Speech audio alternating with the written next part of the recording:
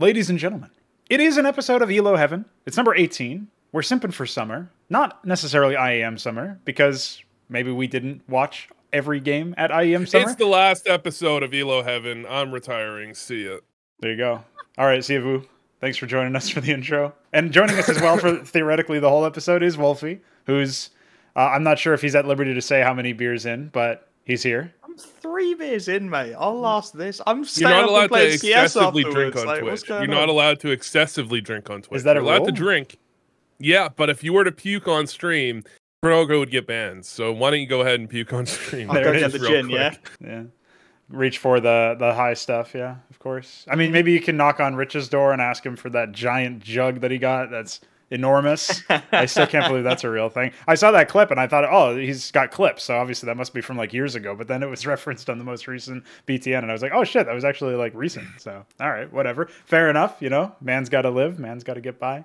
We've all got to get by in this online era. We've been hard at work at home trying to make sense of everything. And as the landscape of Counter-Strike continues to deteriorate before our very eyes, we have joined forces to discuss some of the latest trends and actual pro games, ideally. Obviously, IEM Summer is indeed one of the premier tournaments going on right now. No pun intended there, Wolfy. But given the fact that we do have a couple of people here who have potentially watched some of these games, I figured I'd pick your guys' brains. The first thing I want to ask about, though, is the format for this tournament is a little bit different, isn't it, than what we've seen before, where they're actually segregating the playoffs from the group stages. And in fact, there was a little bit of a lull between then. And then I suppose some other teams participated in some other tournaments, even though theoretically they have playoffs of an event that they already did the group stages for on the line there. So does that blur the lines too much? Is this something we should have been doing for much longer in the online era? What do we think in general about the way the format's shaped up and what's been going on? Wolfie, you got any thoughts for us?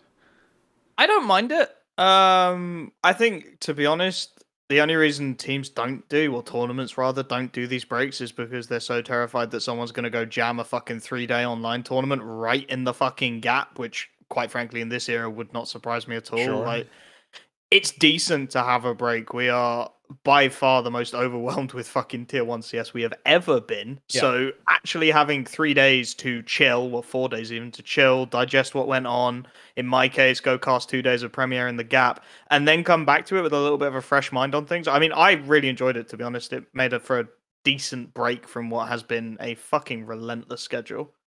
I don't think this is meant for online. Actually, I think for online, this is actually kind of shit. Because it's like every team is playing a million fucking tournaments anyways, right? So it's like, how are you separating? Well, like teams are going to be thinking, well, the group stage and then the event, it's going to feel like 2 different tournaments, and then you don't have the same people. Like one team might be running hot one weekend, the next time they're running kind of cold.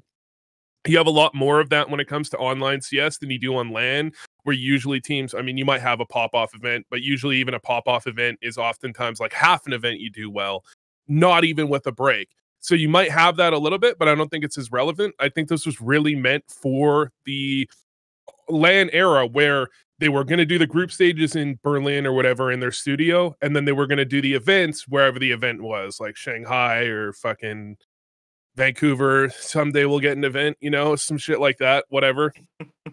We had the international. I didn't even go to it. Fuck it, whatever. This was clearly meant for LAN. I think online it's a bit of a problem because there's so much saturation, and teams are like, as someone that's like coached a team, when you're coaching a team, it's hard to even separate scrims and matches sometimes, but it's really tough to separate. Well, we got Premier, then we got Winners League, then we got Mythic League, and it's like they all fucking blend together as the same shit, right? So having an event that goes sequentially, like from start to finish, I think it's like one entity. When it separates weekends, it's gonna feel like 2 different events, and players are gonna play differently on each weekend. I don't like it for online, but I mean, if they've scheduled it that way, then it's, you know, it's already too late. But it's also kind of how they finagled the schedule to say that we didn't take up as many days, but then there's this week between the event where you can't play another event on LAN. So It's like they didn't take those days, but they kind of took those days. That was the whole drama about it before. Right, yeah. So before we were completely locked down, one of the things that was a big talking point was that ESL was eating up a ridiculous amount of the schedule, like significant majority. And the justification for it on the ESL side was, well, actually, if you look at the number of days, technically we don't, but that doesn't factor in media days and travel days. And after that point, you've got no time to conveniently implement another LAN in the right time frame to accept the teams during the downtime. There's just no luck unless somehow you've managed to find like space in the same area, basically, like another stadium in the same city or country or whatever. Good luck actually doing that. And that, I guess that would be a comedic way to actually prank ESL in that sense. Like, oh, for all the teams that were eliminated from this tournament, come on down ours. Honestly, what would happen at some point is like if you give them a little bit too long and there's an event somewhat nearby, they'll pull the shit where like a team will just be like, yeah, we're just going to stop by Blast. And we're going to have a 3-day event. And then we're going to be here and we're going to play like shit in your event because we went to this other event in the downtime. And it's like, and then everyone's like, oh God, these players have no break. And it's like, dude, you opted into this shit. Yes. And like, and then ESL would get shafted by that too if that ever happened. Because you'd have like, if you had like a good team that's just like, yeah, well, we just decided to fly for 48 hours between the events and play some CS between. Like, you get so fucked. Yeah. Well, for sure, one of the things that the Nip Anonymous drama taught me is that you can run a fairly reasonable event and still get fucked over, like something that is perceived to be a plight against or a slight against the actual Flashpoint did nothing players. wrong. There it is. Flashpoint did nothing wrong. No, they did one thing wrong, Vu. They had a very obscure security setting that never had any problems with any other team in history ticked on one of their servers. So for that, they should be crucified and should never be allowed to hold another RMR. So, fuck off, though. Bro, listen, man. I've never heard someone break down the Olaf drama and get it completely correct. I was there at the time. I know what happened, okay? What happened? Nobody I've ever heard break the shit down has ever broken it down completely correctly.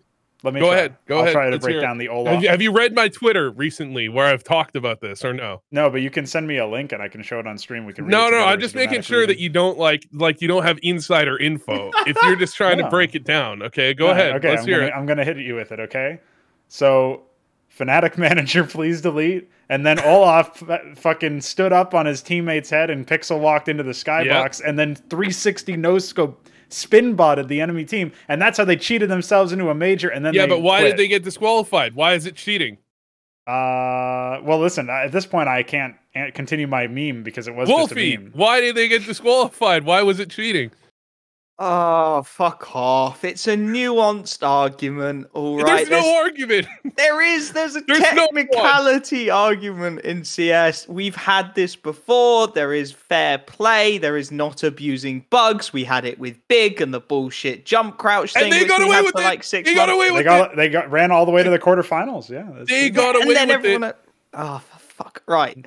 Yeah, I mean, I'm never going to win this argument, am I? But there's integrity and there is boundaries in the sand. We know this game is fucking broken. It's been out for 20 years. It's still as broken as it was the day it's released. We know it's fucking broken and we play within the rules of the brokenness so that it doesn't go to shit. Yeah, that's why the Olaf did nothing wrong, because it was within the rules. It was within the rules. And listen, my greatest argument for Olaf did nothing wrong is LDLC fucking trolled, dude. They had their own one. Yeah. Literally no. Their boost was standard. Okay, this is the other problem. Everyone's like, but LDLC had their own fucking boost. Their boost was 100% standard. It was like a little tiny bit different, I think, that like a lot of teams were running at that tournament, but it's a standard boost. The standard boost the teams have been using for months. What you're saying is I thought was shit. Because the boost was known, it doesn't matter that it was No. Listen, it didn't break any fucking rules. What happened is Olaf's boost didn't break any rules, and DreamHack was like, well, fuck, we want this to we don't want this boost to have stood. So what they did is they went and found an obscure rule that it broke, something about pixel walking or whatever. It saw through a texture in T-Spawn that was completely irrelevant. Yeah, and for any other boost, they would have just said, this doesn't matter at all. Yeah. But because it was Olaf's boost, they were like, all right, we found a reason to disqualify them. And they didn't fucking think twice and realize LDLC also had the same thing happen. And then you can't argue, well, that doesn't mean anything because you already disqualified Fnatic for it. Yeah. But Problem is LDLC trolled in that they just started running it down, dude. They just like ran it down mid for the last like 8 rounds. If they had just sacked around and found the boost, you can here's the beauty of a boost that can see the entire map. The entire map can also see the boost, okay? So you can shoot that guy from anywhere, and you have to set 3 people up to boost in the beginning, and you can just have one guy in T-spawn with a scout that headshots him as soon as he stands up. So once the boost was found out, you couldn't even use the boost. It was dog shit. So the problem was only that LDLC fucking ran it down for the last 10 rounds of the game, never tried to find it. All right. And that's why Olaf did nothing wrong. Thank you for coming to my TED Talk. Appreciate it. I'll just briefly say that as a selfish, spiteful, would-be esports developer myself, I think every bug should be abused to the fullest extent possible so that Valve can get the maximum amount of shit possible for basically doing nothing while their game deteriorates before everybody's sight. I personally think that Olaf and everybody else who found a bug, like, yeah, I mean, listen, I don't think that it's becoming of Counter-Strike competition to use that boost or to, like, in the same way that I would say... The big Inferno thing, in my opinion, worse than the Olaf boost. That's where I was going to go next. There's no countering it. There's no countering it. It just is, you know? Yeah. And, well, Valve was able to fix it, well, allegedly fix it anyway, eventually. And the point is, like, at that point, action has to be taken. But if somebody finds an exploit, because something that does actually ruin the, not the competitive integrity, but we'll say the competitive soul, which is a very abstract concept, which is perfect because that means I can get away with saying anything about it. When that happens and you lose out on why Counter-Strike is the best attack shooter out there in terms of esports, then yeah, I mean, that's something that's bad and Valve should take steps to address it. But as we've seen, they don't really seem to give much of a fuck. So we basically, like Wolfy said, we have to have these gentlemen's agreements.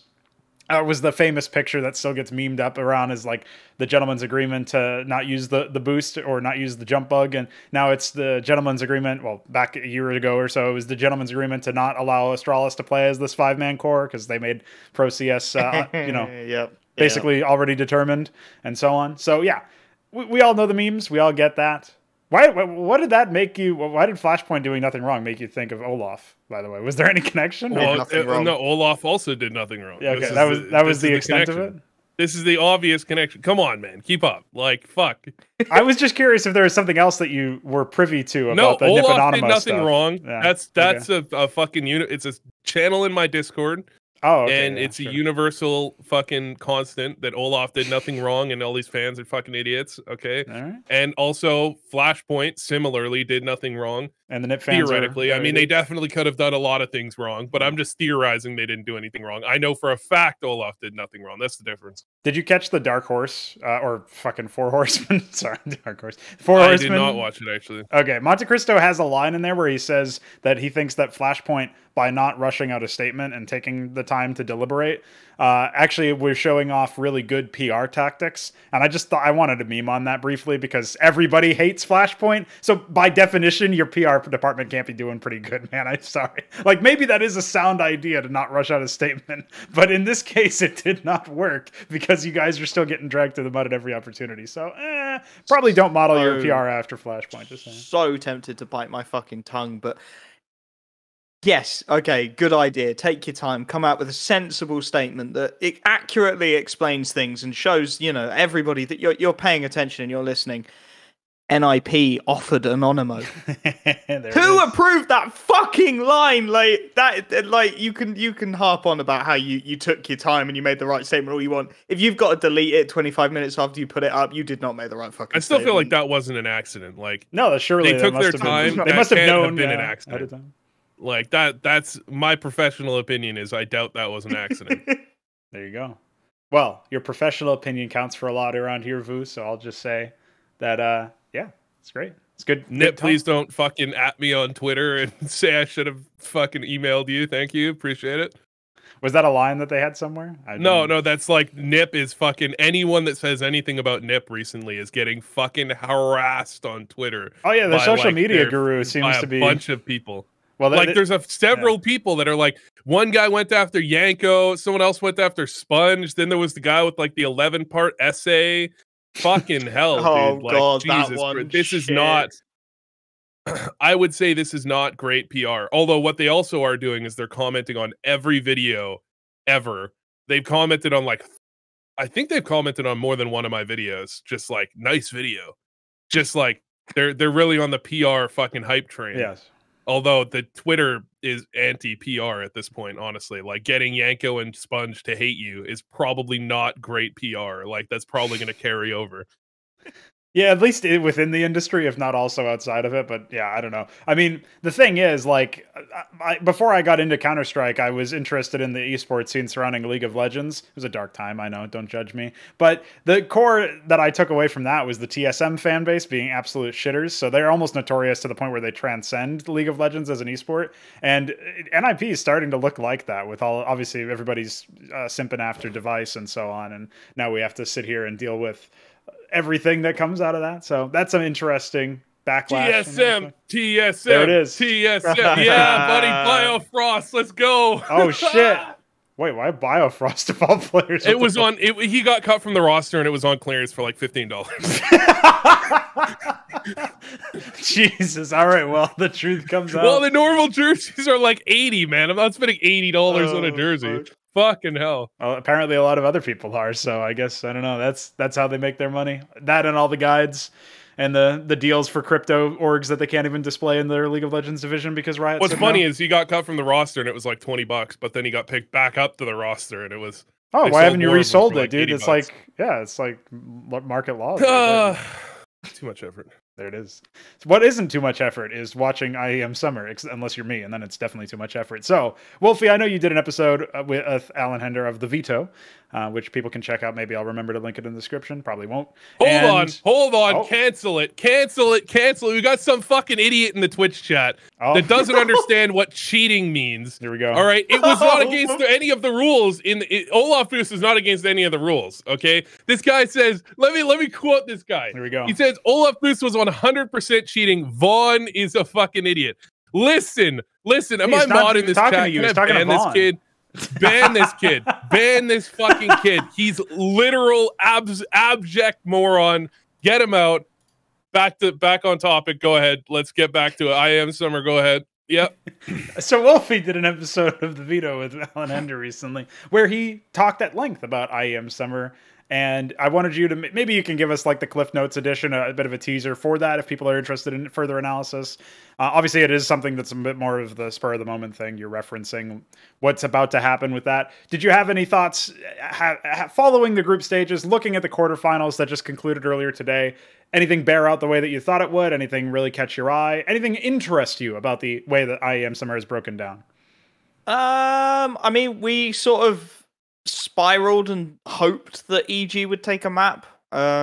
Just the whole NA resurgence coming in, you know, they were getting memed the shit out of on Twitter by HLTV for being, you know, like top 10 in the world and then third best in NA at this point, and they just look dog shit. But Gambit did what Gambit do, slaughtered them alive, and just made them look a little bit silly on second map as well. There was a late comeback, but it just never was going to fucking happen, was it? And then again, other side of things, I mean, we thought Vitality VP was going to be really fucking close, and I'm almost tempted to say that Vu's right with the whole you take 4 days off and teams are going to come in cold thing, because VP just, again, didn't look like the same team we had in groups whatsoever. Vitality did a really good job of keeping the form going, even without, you know, the god Masuta. He was up there, 1.43, which is better than anywhere else he's been, but I feel like when you're against that VP on in Vertigo, that they just looked like they didn't even know how to play it, to be quite fucking frank. They looked like they were entirely dependent on that first Inferno map going their way. So they get slaughtered alive. Then we get the predicted G2 Gambit. That's going to be a really fucking spicy game. That's what, 7 PM tomorrow, so people should definitely go fucking watch that, because you've got G2, who've finally fucking realized that you can't have a quote-unquote hybrid rifle AWPer in Nico. He's a rifler, and he needs to be given the space to fucking rifle. So they gave Amanek the AWP, and it turns out he's quite good at it. Good job there. He's the best player on the team. He's the best player on the fucking team, yep. But just gloss over it, mate. Honestly, the rant over fucking Nico, I think I went on for about 15 fucking minutes at just how dog shit of a decision it is to put Nico in this hybrid rifle AWP bollocks, which just very quickly turned into Nico getting rid of the AWP as much as physically possible and picking up as many rifles as he can, even picking up the fucking Krieg to go, oh, look, it's a scope, and then it's closer to an AWP. He's practicing. Yeah, that game dude. will be really fucking spicy. OG Vitality used to have a bit more of a kick to it. I think when MBK was on the OG roster, that one should be Vitality's game, I'll say, by one map.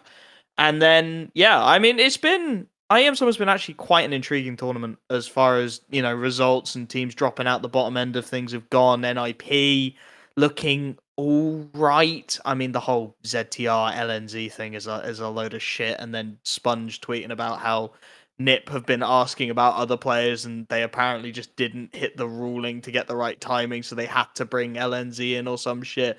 Twitter's been fucking mad this week, I'll tell you that much. Vu, a couple episodes ago now, it might even be ancient history considered by some, you were talking about how you think you hate VP, but you weren't really sure. You specifically, you think you hate watching episodes VP. Ago. Yeah, a couple is 2. This is like 8 or 9. The problem with VP right now, I don't watch them anymore because they suck, so I can't tell you. The problem is, the problem is that they suck. Just like this Vincent guy's opinion in chat about cheating. They suck, really. And you're really listen. The problem with VP is that I don't like Yakindar is like seeming a little bit less consistent. I don't think it's even that bad. It's just that VP is really relying on Yakindar. Like if Yakindar isn't doing inhuman shit, by the way, like there's like you just running in first and killing 2 people is not like a play. Like it's not like nobody else in the history of CS has been like, guys, what if we just run in and have our first guy kill their whole team? Like fucking LDLC Envious really tried it and it did work for a little while until Shock stopped being Yakindar, and you know, until once Yakindar stops being Yakindar, VP is basically fucked, because I think they're just not having consistency out of, you know, their lower players, you know. And you need the support, you need the ability for those players to get kills, and a lot of the way they played, like a lot of the way people would talk about, it's hard to play against VP. I can't remember who said this, because most teams, you can kind of track them throughout the map. They'll throw a flash to take an area. You know, they've got control of this now. You know, they've got control of like banana when they flash to take top banana. Whereas VP will just walk in because they're so confident that their first player will get the kills, so they can pop out of anywhere. It's almost like what people used to talk about Furia and MDL, where it's like behind a flash, you never know if they have 5 people there or nobody. And, you know, that's great and all. But the problem is when those players can no longer walk into areas and take it when people are there, that's why most teams are flashing into areas so that they can take it. And then you have this problem where, like, it basically, if Yakindar doesn't get the kills, the other players aren't going to do it. And so VP is just going to be wildly inconsistent because double entrying is in itself wildly inconsistent. So I don't like what I'm seeing very much. It's not even a problem with the Yakindar, which is I think what most people predicted. It's like Yakindar is going to fall off and VP is going to fall off. Yep. It's like the rest of the team has fallen off. And do you think that's one of the reasons why Yakindar's just having less success overall? Is not even necessarily like like you're saying, essentially a fault of his play. It's more that he doesn't have the same supportive structure that he used to have when they were at their peak. We'll say during. The I'd say that's the majority of it. I'd say that's the majority of it. What do you think, Wolfy? Yeah, hard agree, to be honest. VP surprised me by being as good as they were towards, like, fuck. I mean, the years fucking merge at this point, but whenever Gambit came out, like that Kato, which was like this year? Yeah, it was earlier this year. Fuck, this year. Jesus, that feels like last year. Like they surprised me by being as good as they were. When the original Avangar roster got sold, I thought that was a really fucking smart business move, and they just fell off a cliff. And I was like, yep, you know, get rid of them. They've got the titles behind them. Just sell it, take the money and go. And then they did a really solid job of rebuilding, and they got to that point where I think if Gambit hadn't been there, then maybe they would have got more confidence, started to push on, and maybe just like stayed in that bubble a little bit longer. But the problem was then they're no longer the CIS team that everyone's talking about. They're no longer getting all the hype. Maybe Yakindar's not starting to feel it quite as much. His teammates aren't feeling it quite as much. And I mean, Vu's spot on. It feels like everybody else just isn't doing that extra 5% to give Yakindar the room to do the shit that he does. And when the room isn't there, then he's stuck in such an awkward spot because the team is like your Kindar go kill shit, go, you know, entry us, go get us into a site on CT side, go get 2-3 kills and shut this round down.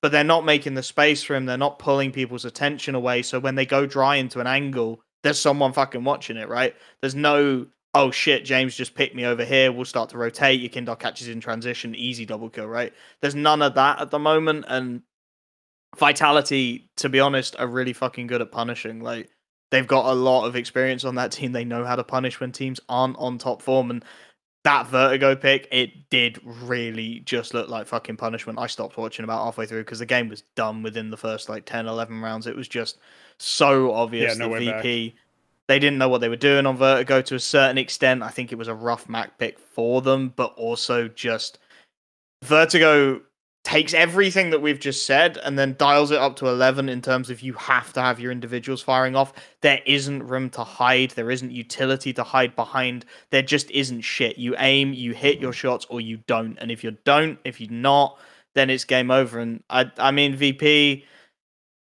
I think give them another maybe 2-3 months, see if they can build that confidence back. But I tend to go on the lenient side, like of giving rosters more time. But like, yeah, I don't know. VP just, as Vu said, they're just not it at the minute, and like they've not been nervous to make changes before. I don't think they should necessarily be nervous to make them again if they think that's what's going to get them the success they need.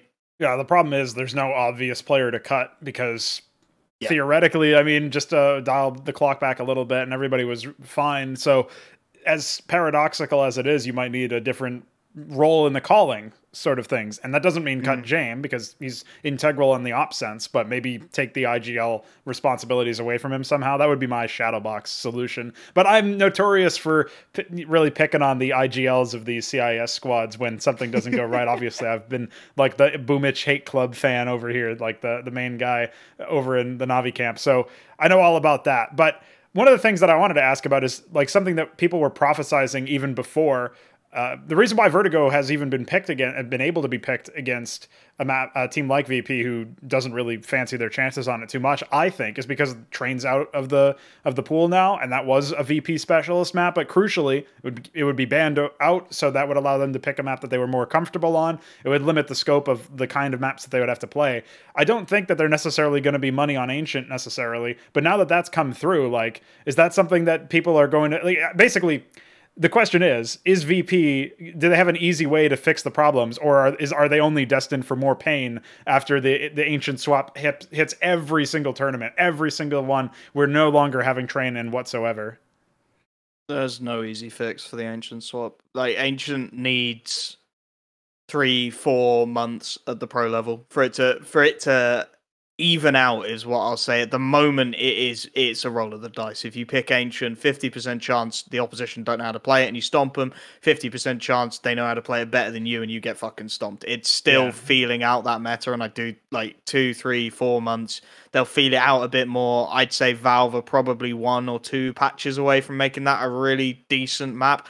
I think the community, honestly, are fucking idiots when it comes to Ancient because it is playing really nicely. Like, it, at the pro level, it's immediately been picked up. Everyone's immediately gone, oh yeah, it's so much better than Vertigo when it came in. Half of them are going, it's better than Vertigo is now. Like, it's just a more enjoyable map to play. Probably is. And then you look back at fucking everyone under the sun just shitting on it because it's a new map and it isn't their favorite community map. So yeah, community just fucking idiots. But yeah, 2, 3, 4 months, Ancient will have a solid meta behind it, and then I think that's when you can see teams sort of making the decision, because then you'll start to get a bit of a feel of, is Ancient going to play Puggy? Is it going to play Dust 2, Vertigo, Mirage? Or is Ancient going to play more Nuke, more Train, even Overpass to a certain extent? And that's where, you know, VP, if it plays towards that more tactical end of things, they'll probably look to pick it up in seriousness. If it doesn't, then you start to make the decision, okay, is it Ancient or is it Vertigo? Which one do we sort of try and get into a little bit more? Because I mean, I'm looking at fucking VP's Ancient stats, and the only win they've got in the last 3 months is against Fnatic, and that just don't mean shit. What do you think? Vertigo, you mean? Yeah, Vertigo stats what, 11.1% only wins against Fnatic. Like that's just nothing. You said Ancient, and I was like 3 months of Ancient. I'm expecting Ancient to play a lot out similar to Dust 2 in some ways. I think teams that are good on Dust 2 will be good on Ancient, not because it plays necessarily super similar, but because the lane outside B, I think is going to be, it feels a little bit more like Banana on Inferno, but the importance feels like kind of like Long on Dust 2, where Mhm. if you have a team on T side that can consistently control the lane, once you have lane control, you can force them out of mid. Basically, you have to be pushed off of mid because you can be peaked from both sides. You're in a really rough spot. Yep. You just smoke off temple and then you're fucked. And then, you know, if you can push them off of mid, then you can easily hit B, and the CTs, the rotations on Inferno, Maui mentioned this, are like, or sorry, on Inferno, on Ancient, the rotations are a little bit awkward because it's like, where do you even rotate? Like pushing through something doesn't even seem to make sense. Like the rotates, it's like, what are you going to do? And then there's all these corners the T's can sit in. My prediction currently, and I think Wolfy is more reasonable about this, and that you got to give it a few months and really see how the map plays out. But my prediction is that teams that are good on Dust 2 will probably be good on Ancient. I actually think NA teams might be pretty good on Ancient because I think it's going to be a pretty brawly map with that lane as the spawns work now. I think the biggest problem in Ancient is pushing, like changing the spawns where the T's get to places earlier. I think is a bit of a problem because it changes the way that lane plays out, and I think it becomes more T-sided with the T's having slightly better spawns, which I don't think is a good thing. And also, I think CTs are going to start to play retake. So it's like there's a lot of different mechanics, like the cave by B. I think people are calling it cave, right? The other side is tunnels. Is kind of like, it's almost like ladder on train in that you just like, you're going to send one CT there, and you're going to hope that he can kill the T's. Like it's just like, send our dude there and we'll see how it goes. Like, and that's what I didn't like about train, is it really devolved to like, do you have a good ladder player? Yes, you can be good on train. No, you can't be good on train. Like that's it. And it feels a little bit like that on Ancient. And then the bomb site B and A, well, A teams are just not even playing on A because it's like the bomb sites need to be changed desperately. Like at least zones, bigger. Yeah. The plant zones need to be bigger. I would recommend moving the A plant zone to the initial boxes instead of the deeper boxes, because then you'd be forced to play a guy on A all the time because the T's could just go out and plant super easily. But I think teams are going to start playing more retake on B, and it looks like they are kind of like shifting in that direction. But you can literally double nade the only place you can plant safely, easily from safety. You can molly the whole B site. It's like that needs to be changed. But yeah, my prediction is going to be a map that teams that are good on Dust 2 are good on. And that means teams like VP isn't great on Dust 2. Spirit's really good on Dust 2. They've got Mir. I'm thinking has Spirit played Ancient? I would imagine he'd probably be playing Cave and he'd be fucking baller at it. Although he doesn't play ladder on train, he plays like he's like the yard player essentially, I think.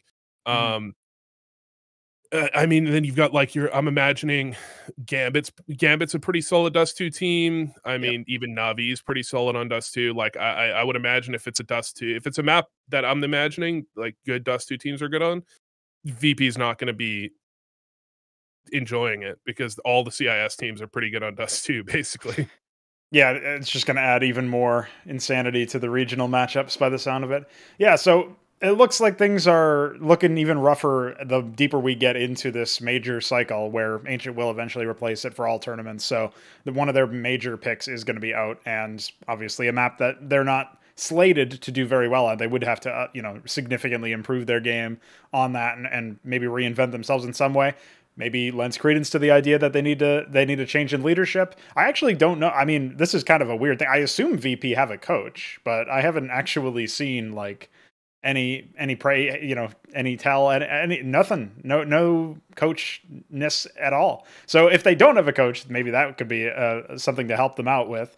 If they do have a coach, then maybe that person should be replaced. I don't know. I honestly have no idea. But the main issue is that it does seem like they're kind of lost in translation. Like something that people have observed with Gambit for a while is that they are able to adapt to a bunch of different circumstances. Theoretically, this ancient for train swap is a really good way to see if they actually do have what it takes to adapt in a more radical manner. The question then becomes, assuming that they are good for it, like what does VP need to change so that they can get back up to something resembling their former selves in terms of success, maybe not in terms of what they look like on the field. But that's just one of those situations where when you're in the server and you're trying to give it your all, but something's not working, like it's really easy to get lost in that very zoomed in moment where it's difficult to see the bigger picture. And ideally somebody externally like a coach can not literally look on down Hunden style, but in some way like that, where they can be able to see the whole thing and tell you what's going wrong. So that would be ideal. We'll see if it happens, but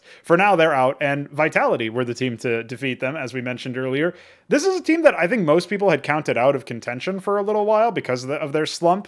And I've been sort of not, obviously I haven't watched this particular series, but I've been thinking about this more abstractly. Like, it's really weird to me that ZywOo has almost completely fallen off in terms of relevance to the one, like, is he the best player in the world discussion since the leadership change, since Apex got benched and then brought back in and all of that stuff. I'm actually wondering, if this swap out where they lost Nivera, if that wasn't really like one of the Achilles heel stabs that maybe they just don't recover from. Apparently, they're able to make it all the way to the semis of this tournament, so proving me wrong in terms of my doubts. But do you guys think that Vitality are the real deal? Is this a real thing? Because my concern is I felt VP got a pretty light run into this quarterfinals placing, and then sure, they toppled over and Vitality defeated them convincingly, where it was, I think, a 16-10 and a 16-5. So it wasn't particularly competitive. The question then becomes, when do they have a real test? And OG should be the real test. Wolfy, you touted them to take that series 2-1 in your initial summary of what might happen in the playoffs. Yeah. Do you have any reason for that? Like, why is Vitality the favorite in that particular series for you? So, I mean, it feels like a lot of the scene outside of maybe the top three is in some kind of flux now. There's a lot of teams who are making some fairly drastic changes. We discussed OG quite extensively on the Veto maybe 2-3 episodes back, and we said give them a couple of tournaments, see how they build in. Alexi B's got to get his system into the new lads. FlameZ is being put in his new spots, get that sorted. And Alan said, oh yeah, they were dark horse for Flashpoint and they didn't show up. And I feel like this is more their dark horse event. Now they're starting to find their form, but they're not there yet. They're not the finished product yet. And the reason I sort of think it's going to be so close, and I do think it, honestly, I put Vitality maybe 5% more likely to win it. I think it could really swing every way, is you've got both teams in flux. Like, this is the first time since that change, since RPK goes, since Nivera goes, this is the first time you've really seen Vitality working again. And they're working because weird, freaky shit is happening in the server. Like, ZywOo is still having God games, and he had a God game of it against VP. It really did. It just looked like he was fucking smurfing, if we're going to be honest with it. So, like, ZywOo is back up to, if not the form, then heading in the right direction to be there again. And it feels like Shox is really egging it on, but that's a conversation for a different day. Kyojin, he's doing enough. But the real X factor, especially in this tournament for Vitality, is Masuta. Like, he's a player who we sort of all looked at, and he was in and he was out, and Nivera was in, and then Nivera would come in and have a really great game, and you'd be like, why is Masuta still in? And then Masuta would come in and they'd lose the next map, and it was a whole thing. But now he's been given a regular slot and a regular chance. He's really started to hit. I mean, his rating, like 1.47 in that tournament against VP. He has looked so crisp. His shots have looked on point. His reads have looked really intelligent, well beyond his years. And that feels like it's going to have a bit of a timer on it for me with Vitality, and that's why I say they're in flux, because they were the ZywOo show, then they were the ZywOo and Shox show, now they're the ZywOo and Masuta show, and it's like, okay, so when does that end, and who's the next guy who can step up? Because I don't see Apex doing it. He's doing a great job of calling, but he's not going to be the next second fiddle to ZywOo, and I don't see Kyojin doing it for maybe another year and a half, so they definitely feel like they're in almost the delayed honeymoon phase of this roster, having made all that shit up about how this is a huge change despite only swapping one player. They've now got it working. Masuta's going off, ZywOo's going off, and I think this will be the run that really gives them the hope for the major. I'd expect, honestly, if Masuta drops, and we're going to see another slump for them within the next 2 months, but if he can keep the form up, then they could be a really formidable team. Any thoughts on Vitality, Vu? Yeah, I mean, I think this is like, I think this is a tournament where it's kind of like a test, I suppose, into whether or not they're going to be decent for the short term future. because up until this tournament, they did not look particularly good. I mean, getting 2-0'd by fucking double pony. I mean, NBK is a great player, but you can't get MBK 2-0'd by fanboy. double pony. You just can't, man. You just can't. It's they just did not look good. And coming into this event, I mean, they've had some legitimate results beating OG. I think OG does still need a little bit of time to get to peak form, but they're on the way. Destroying Gambit is obviously always going to be a very impressive result. And yeah, it could be a bit of, I struggle to see like I'm not sure if I fully believe like delayed honeymoon when it comes to a player that's like so new like Kyojin, you know, if they brought in just they wouldn't bring in NBK, but if they brought in someone like NBK, right, then it would make sense to have like a honeymoon period. But you bring in Kyojin, it's not a player I expect much of a honeymoon with, and you are like rebuilding things a little bit in regards to how the team structure works. So I think it's a little bit too early to say if too much about Vitality. But this event is I think if they continue the run and they win this event or they beat OG come top 2, then I think, you know, I'm pretty hopeful for this. I also think that ZywOo is a player that, you know, despite he's always going to be great, but in order to hit his peaks, he needs a team around him that enables him to be that like second man in and really be in his carry roles. And so I don't think it's a coincidence that in series where his team is competent, he's also looking fucking amazing. So I don't know. I don't want to say I can give a real strong opinion on Vitality yet until after the tournament, maybe. That's a fair enough point. One of the things that I think about this Vitality run is it really surprised me to see them in the playoffs because it's been so long since I've actually seen that, at least high up in the playoffs, like semifinal level. So I was almost like, am I looking at the right bracket here when I was looking at the event page? So yeah, pretty surprising in that respect. But I'm happy to see another French team, you know, especially since G2 is more of an international project than now. You know, something about French teams having success does make me feel a little nostalgic for the days of yore, which we briefly discussed with LDLC versus Olaf Pass. But generally speaking, the fact that we have something a little bit more stable from them, hopefully for the longer term, it would be nice to get that fan base riled up ahead of the major as well. So some considerations that are completely external to the game, but that's just the things that I think of when I see a French team in the semifinals after the quarterfinals. So yeah, we'll have to see. I mean, the thing is, like, we haven't really touched much on OG yet, but they seem like a team that's actually, now that they've started to bed in FlameZ, he's been a pretty solid player for them. And I mean, the problem is, like, when he came up in what was Endpoint was the most recent roster that he was a part of. Like, I was very surprised that Endpoint allowed him to be bought out because he seemed like their money player. Like, he was their, what they could be their franchise player. But I suppose maybe that team is more of a feeder team in that respect, where they are looking to flip the players. They're not looking for massive aspirations, which kind of, like, I'm not 100% sure if that is the case, just a suspicion based on what I've seen with the org. It's almost like the British version of Mouse Sports in that respect, where you don't necessarily expect them to be top 1 or whatever, and they themselves don't expect that of them. They probably don't even tell themselves that at board meetings, which would be a nice change considering everybody says that. But considering now we have OG facing off against Vitality, this is a series that maybe should be closer, especially if Vitality can replicate the form that they just did today against VP. Assuming that happens tomorrow, then that series could be very much a coin flip in that respect. So I'm looking forward to that. I want to see FlameZ and company, obviously Alexi B and company, you know, just duking it out and see where that goes. That also seems like, in terms of the map pool, we should actually have a pretty solid series, because Vitality, especially at their peak, they didn't have glaring weaknesses that couldn't be accounted for with the bans that they're afforded in a best of 3. And I think OG are kind of in a similar boat now, where theoretically they should be comfortable even with the removal of Train. Like, both of these teams should be theoretically comfortable going forward into the long term. So I don't think the semifinal will be any exception in that respect. Did you guys have any thoughts on OG's recent performance and how they've managed to make it into the semifinals, or should we just move on to the other side of the bracket? What do you guys think? I mean, you can rattle it off. They've finally got Alexi B's system in place. As Alan says, they've put Flames in basically the dumb and gun spots. He doesn't Mhm. have to think too hard. He just uses his aim, and then he has players like Alexi Valde, even Nico around him who can think for him and do the difficult rotations. He goes into his spots. He gets 2-3 kills. He plays proactively. He plays aggressively.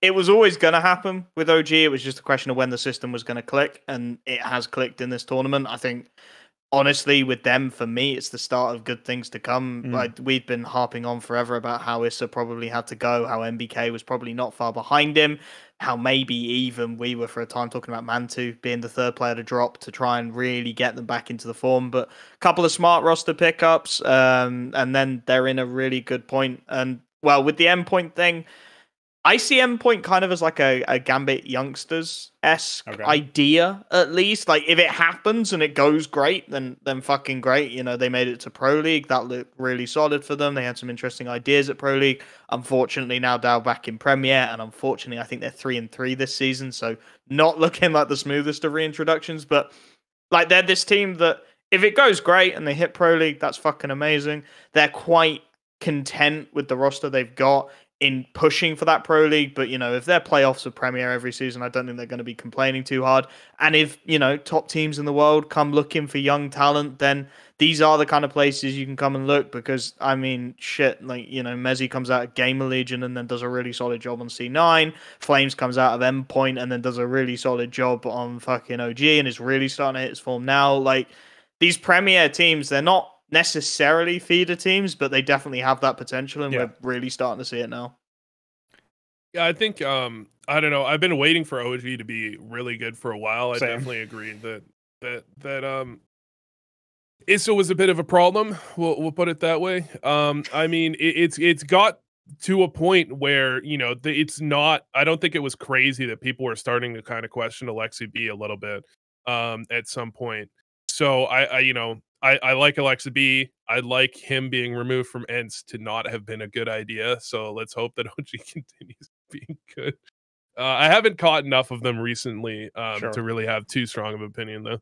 What I'll say is when Issa was not the first to go, and when it was actually NBK who was the first, I was real surprised, and I thought for sure, like, oh man, you guys got the wrong guy. It wasn't Issa like styling on Thorin in Twitter or something because NBK got removed, and then it was like 2 days later, it was like, the same week or something, and Issa, like, NBK has been removed, and also Issa is gone too. That also, Jesus. Yeah, I mean, big surprise there. The thing is, like, Issa's a player that rose up to tier 1 status. I think he was on the Hellraiser squad that made legend status, like maybe during the Face It major or something. Like, we're talking years ago now, obviously. But he was obviously a player who just was like, he came from an unlikely area of the world to get to this level.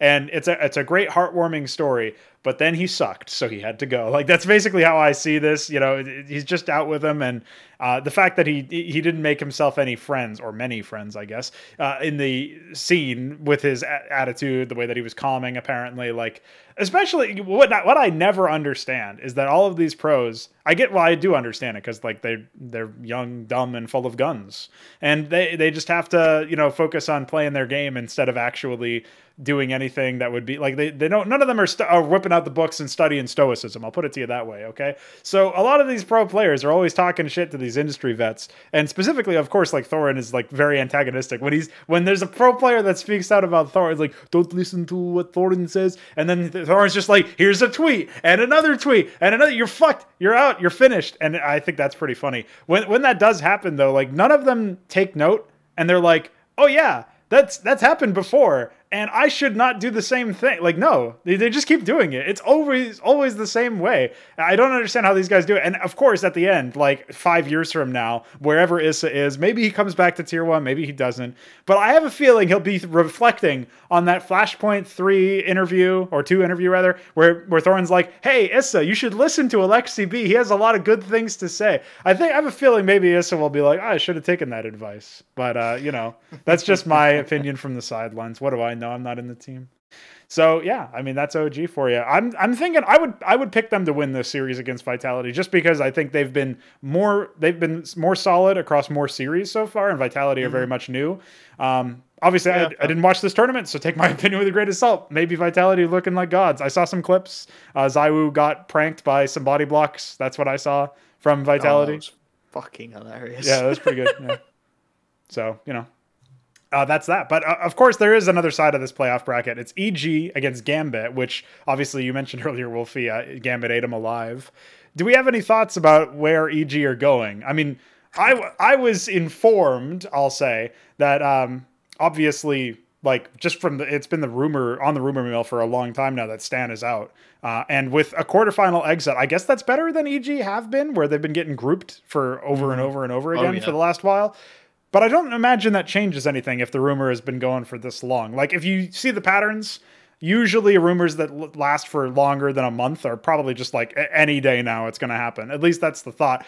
Obviously, there's some exceptions like Source 2 and Valve actually giving a shit about CSGO. But that aside, I mean, we have the rumor that Stan is out. Do we think that there's even a replacement, though? Because that's one of the reasons why I think that plan could hit a snag, theoretically. Is I don't think EG can actually replace Stan with anybody unless I guess they could get Shake Zula or something. Like, who do they get? Yeah, I mean, Shake Zula is like the only guy I could think of. I mean, if you scroll down, like, I just went to their page and scrolled down their matches in the past 3 months, and it's all fucking red. It's all red. I can't show massacres on Twitch, so I won't do that. It's like lose to Astralis, beat Astralis, lose to Virtus.Pro, Fnatic, Liquid, Endpoint, beat fucking Dignitas, lose to Windstrike, Dignitas, Big, Pain, Furia. Jesus. Fucking finally they've looked okay, and honestly, like, Heroic is just feels so inconsistent. Like, I don't even know what to think of, like, a win against Heroic, and a win in a best of one against Spirit. I mean, I don't know. I feel like that doesn't really change anything. I think Obo's been doing okay, but the team is clearly not interested in spending a lot of money. Otherwise, I don't know if they'd have picked up Mihu. Pick up Shake Zula. I guess that's the go. That's the go-to. What do you make of evil geniuses, Wolfy? Any ideas for who they might be able to replace Stan with? Is Stan even the player to go? Like, that's another question people aren't necessarily asking anymore, since it seems so tried and true to get him out of there after a certain amount of time when you're stagnating and wheel spinning. But maybe he's not the player to go. Maybe they need something else. I just feel like they've already replaced a number, right? They've got Obo and they've got Mihu. So who else is next? Yeah, but why the fuck have they got Miyu? It just doesn't make any sense in the context of the roster. But putting that to one side, I don't know what to make of EG anymore. I really don't. I mean, getting rid of Zeus, big fucking call. And then they come into this tournament and you're like, oh, yeah, great. They got rid of Zeus. Now they're hitting first place. But they're still using the strats. Like, next two tournaments, you'll probably see them.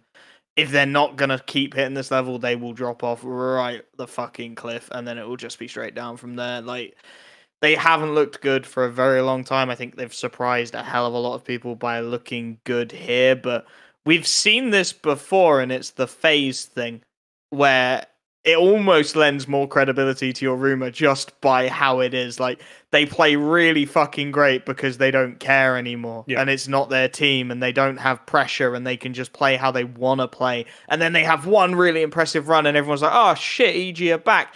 And then someone goes, Stan goes, Carrigan goes in phases sense. It really does feel like that to me. It feels like a one tournament wonder.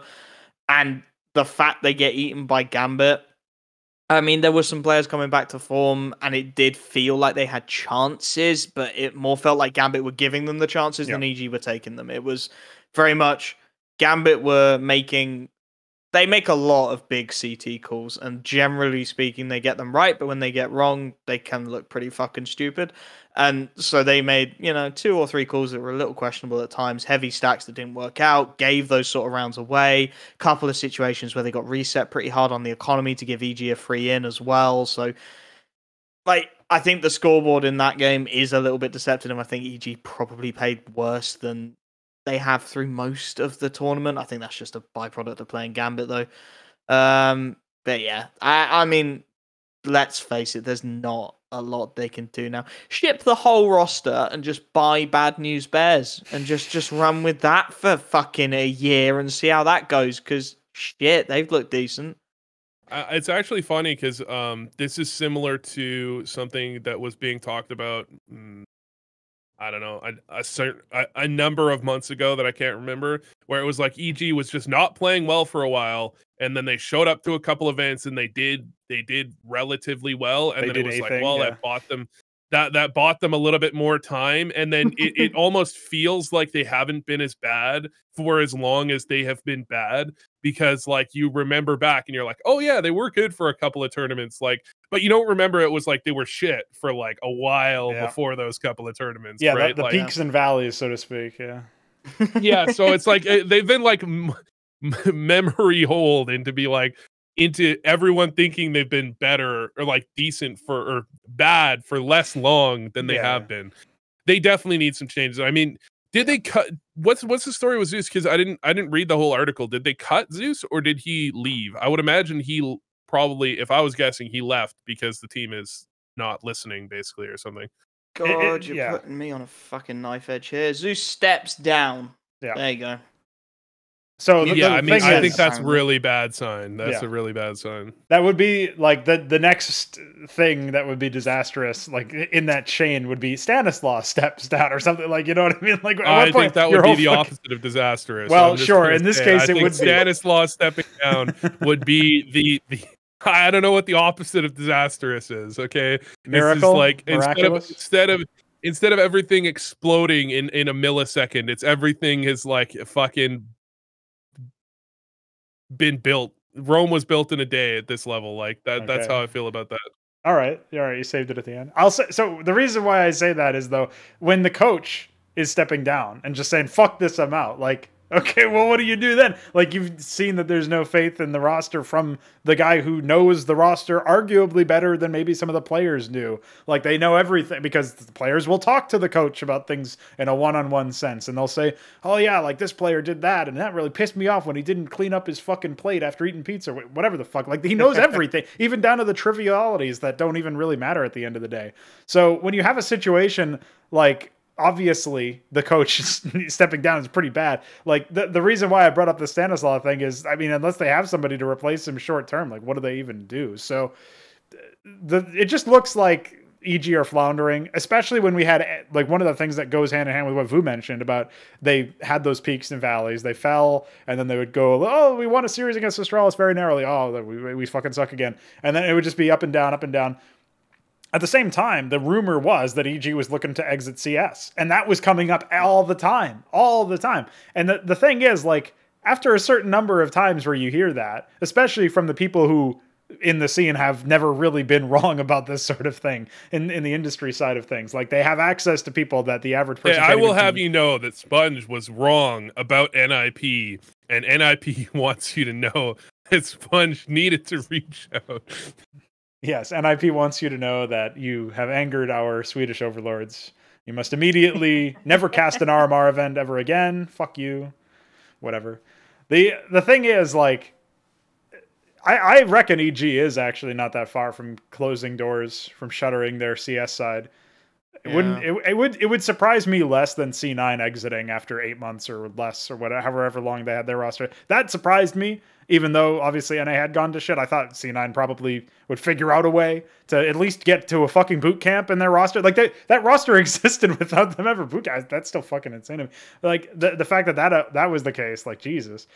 Obviously, we've got a lot of different ways to go here, but EG seems like they're out. Maybe you just won't have to talk about them anymore. But the saddest thing, the tragic aspect of this probably has to be that Obo signed to them recently. Because Obo is probably, like, of the players on that roster, like, Breeze is up there too, but Obo is probably the one with the most theoretical potential. And I would love to see him on a roster. I think you're selling Breeze short by a lot. You think so? Because I feel like Breeze has already, not necessarily, I'm not saying he's peaked and he can't go any higher, but I feel like his peak is less than, it's not that far away from where he was, where his previous peak was. Wasn't he like 8th in 2019?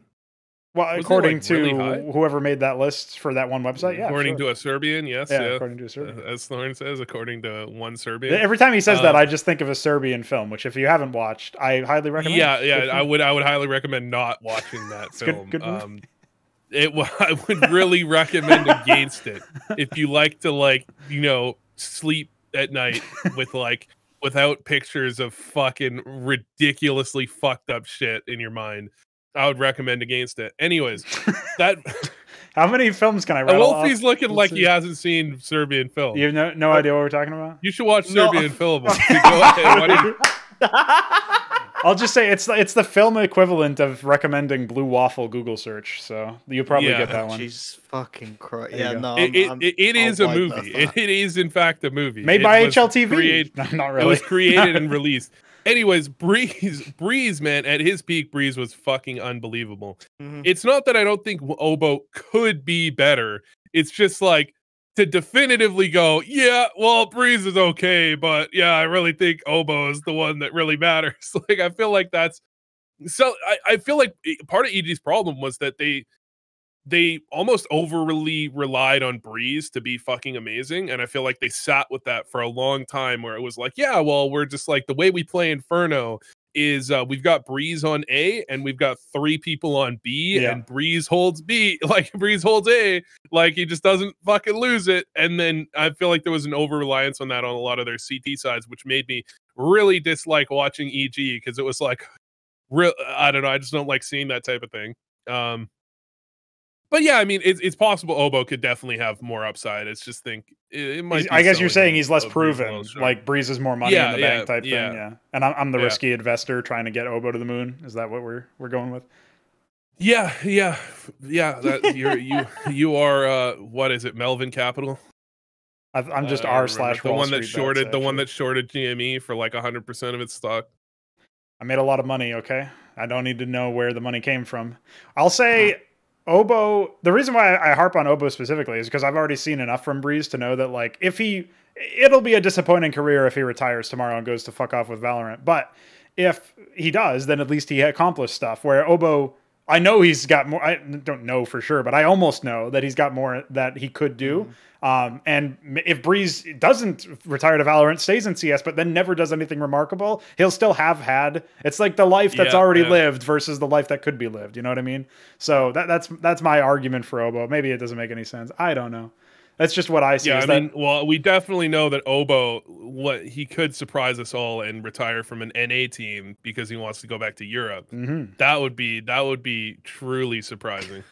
That would be amazing if he decided he's ready to go to Europe after flying home emergency. By the way, play with Nato Safix or whoever the fuck. He was like 17, to be fair. Sure. Like, Give the kid a fucking break. Jesus. Wait, you get listen. Vu just brought this up as a joke, and I go off on the joke. You guys turn on me. This isn't fair, dude. This is my show. I'm not trying to totally shit on him. You know, I've just got to bring it up. I just said he should go to the moon.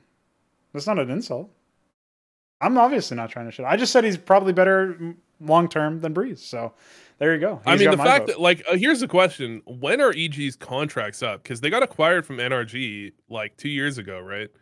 Roughly. Well, oh yeah, they haven't actually re-signed. That's the thing is Obo and Mihu have obviously signed new contracts. Yeah. So there's going to be some. I would disparity imagine if the core 3 have their contracts up soon, then EG is not going to be EG soon. for very They're long. done.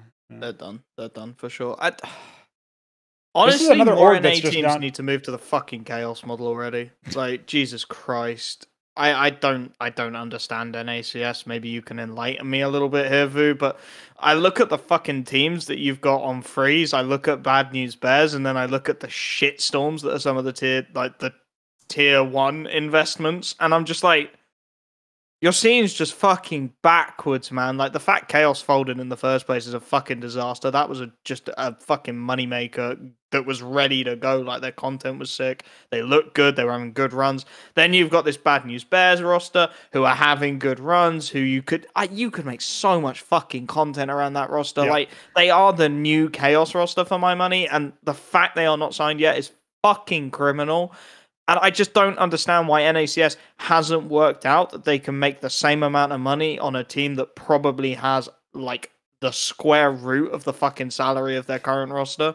Like, when EG have got 3 players up for fucking renewal, why are they not taking serious looks at, like... I mean, why is nobody right now taking a serious fucking look at Bad News Bears. Why are they going to Cologne not being signed to a fucking team? Why is Nate tweeting a box with some merch that they've had made? Because literally nobody will sign them. So they're just like, fuck it, we're going to make our own merch and do our own fucking thing. It makes no sense. The problem is that I think all the tier 2 teams in NA at this point are trying to pull a nip in that they're trying to be like, basically you look at nip in a different regard. You look at like every team that, from the games I understand, every team that was like really good at the beginnings of the game becomes like a major team. Like you got NIP and CSGO, TSM and League of Legends, even though they've been shit for years. Then you got like EG was one in StarCraft. They were like the most notable fucking NA org. And they gained a shit ton from, I mean, they did a lot else, right? But I think they gained a shit ton from their StarCraft 2 team, right? And I think every tier 2 org in NA is like, well, we, you know, the scene's so volatile, we could just fucking luck out and either have a team that does really well or a player that's really amazing and we can sell it to Sentinels for fucking 7 figures, right? Like, I think every team just wants to gamble on that more than they want to gamble on making a tiny bit of money on Bad News Bears. And it's only the tier 1 teams that want to stick around in CS because it's important. The presence is important and they're focused more on like long term. Whereas I think a lot of these other teams are just like, other orgs are just like, well, if we don't blow up somehow, we're not going to be around for long. And so a lot of orgs, like, I mean, I think Elevate might be one of them that was like kind of just like MIA for a long time and then showed up back again in Valorant because it's like, well, here's our chance. And I think that's basically the situation where it's just like you only have the tier 1 orgs, and then the tier 2 ones are just like, well, it's a more risky investment, but also a better investment to just go into Valorant and hope that we blow up. So I think that's basically the root of it. My concern with the whole angle there, like Wolfy brings up a couple of team orgs, like people just forgot Envy existed because they played like 3 tournaments for that lineup that was getting right. Like, isn't Nifty still on contract? I think they're paying him King's ransom every month still. Yes, probably. Look, I don't want Bad News Bears to sign to Envy because I don't want them to get fucked by Envy. Like, I like this team. I don't want that happening to them as well. Like, sign with someone who's actually fucking halfway decent. Hey, I offered them $1,000 total to go buy Team Vu CSGO. No, Team YouTube.com/VooCSGO for until they get a real org. I didn't even say I have to be their org long term. I was just like, minimum a month. Like, you can't just like sign with me and then immediately sign with an org. Like, that's some fucking straight bullshit. But like, you know, you just go by YouTube.com/VooCSGO until you get an org. Mate, I'm gonna buy more merch than that sponsorship deal. Like, fuck, come on. Hey, I mean, you can sell YouTube.com/VooCSGO merch. I'd give them the profit. I'd give them the profit for my merch. Sure. Our grand benefactor of literally $1,000 ever. Hey, I said if they would do it, because they want like $3,000 a month, I think. I said if they would do it for $3,000 total for the whole team, I might be able to put together the money. I just got to pay my taxes first. Like, we'll figure it out. But wait, did they say they want $3,000 a month? I believe that's what they're asking for. I don't remember if it was 1 or 3, but yeah, it's definitely not 1. There's no way it's 1, right? With I think it's like living 3. In NA. I think. I was probably thinking of the High Coast players back when they were the other team that I forget already. Jesus, what were they? The Brazilian owners? New England Whalers. Yeah, back when they were them, that was like theirs. Well, now they're fucking party astronauts. That is a meme org, right? That's another like Bad News Bears situation. I don't know if it's a meme org. One of the things with like, I think part of the reason teams don't do this Bad News Bears thing, not that it's a bad idea to do the Bad News Bears thing, but I remember the first time I saw Bad News Bears, I was thinking it was a real org. Mm-hmm. Like, I'm sure there's like some psychology behind that argument, are we? Yeah, you don't think so? Listen, if they saw YouTube.com/VooCSGO. Listen, man, team owners are dumb enough to fucking be throwing up the salaries in Valorant to like $3,000 a month for fucking random fucking tier 5 NA players. Okay, don't tell me team owners are smart.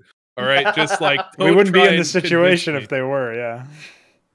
It's ridiculous. The salary argument is just once again a kind of a tried and true thing, but it is ridiculous that some of these, like obviously we touted Nifty. How could they turn down $3,000 to go by youtube.com/VCSGO, no contract? Oh, just like as soon as you find a real org, you can change your name. Like fucking hell, man. Come on. What the fuck? I just want a youtube.com/. I'm about to pay them to just go by youtube.com/VCSGO in a cash cup. See how much they want for that. Probably not that much. Maybe like $500. Fuck it. There you go. And the winners of, because they always win those anyways. So. I just want that team name on HL team. I don't think I can get it though. They'd still do Bad News Bears. Probably, yeah. I don't think they can jeopardize. And for one event, they changed orgs and then went back. It was just a very strange thing. I want Team CSGO on fucking HL TV, man. I don't think that's too much to ask. All right, I don't think it is. Well, I did say earlier, Ryan can get on HL TV. CSGO, the team should be on HL TV. Exactly. All you have to do is pony up the cash. That is pretty. As Wolfy said earlier, that is basically like what they're looking for salaries is. Not like, I mean, $3K a month is nothing. Yeah, it's not much. Right, like that for a team that's qualified to Cologne, that's pennies. Yeah, if you were to compare that to the double digit $1,000 figures that we're seeing touted for a lot of these other players at Tier 1, I mean, you're getting a team that has access to a Tier 1 tournament guaranteed. So surely there's something there. Standard salary like that. That's just a normal fucking job salary as well. Like that's even a little low in NA. Like that's. I can't believe they're asking that little, to be honest, and still haven't got a fucking org. That's insane. Yeah, well, when I was privy to that information, I realized things really are pretty dire here. But you know what? Yeah. Looking forward into the future, we have Gambit. They are indeed through. They made a meal out of evil geniuses, or maybe not. I guess they were kind of clean eaters, right? It was a 2-0. The G2 roster angle is a bit of an interesting one because you guys did hint at it a little bit earlier with Nico finally giving up the op. Amanek looking like a pretty good player in fact, with that sniper. Looking like the best player on the entire team. There you go. And that is not something anybody ever thought they would ever say. Some people. Yeah, exactly. Yeah.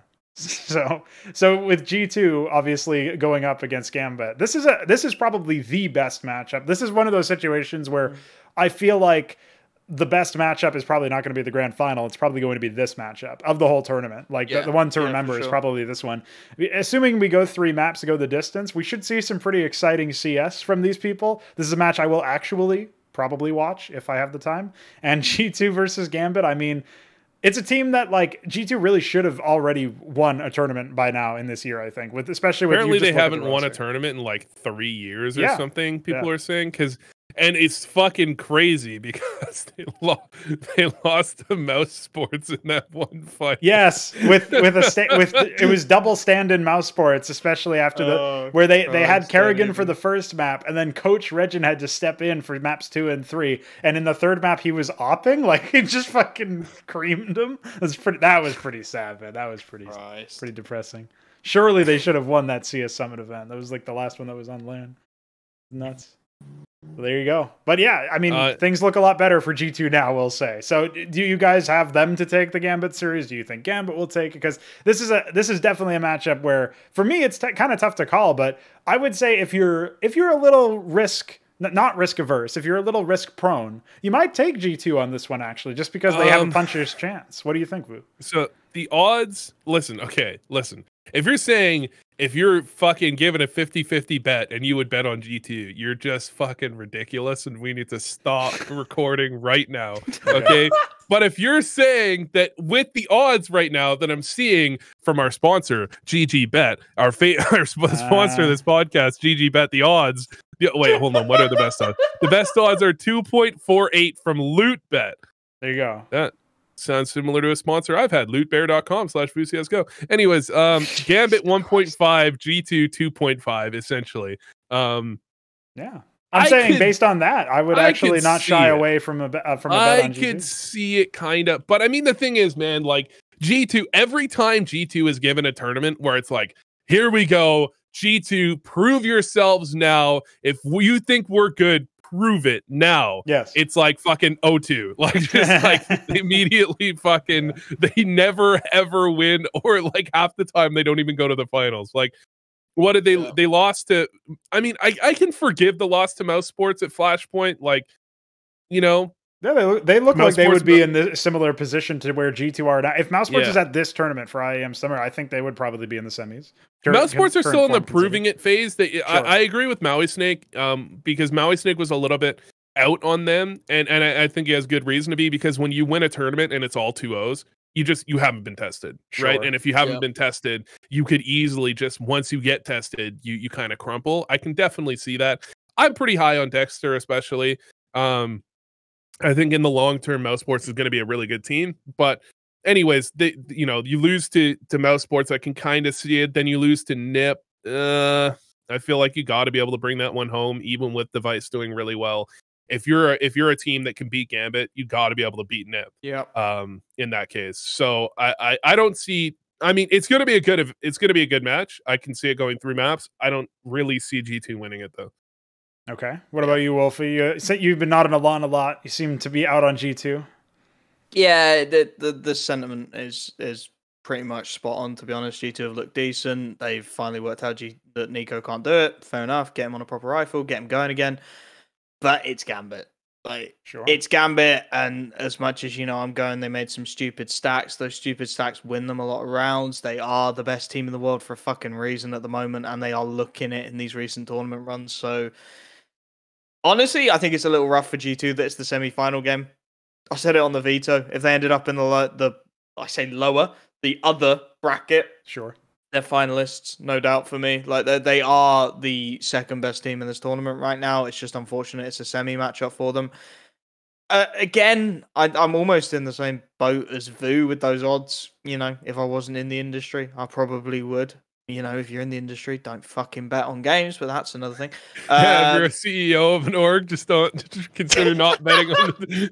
Consider not betting on your own team's games, please. Please don't do that. Right, that's a whole separate thread, and I need to go get another beer before we get started with that. But Okay. fucking like other side of the bracket, G2 make finals. I think there is a chance. There is always a chance, especially with CS as it is right now. But realistically, it's Gambit's game. And on that note, I'm gonna go get some more alcohol.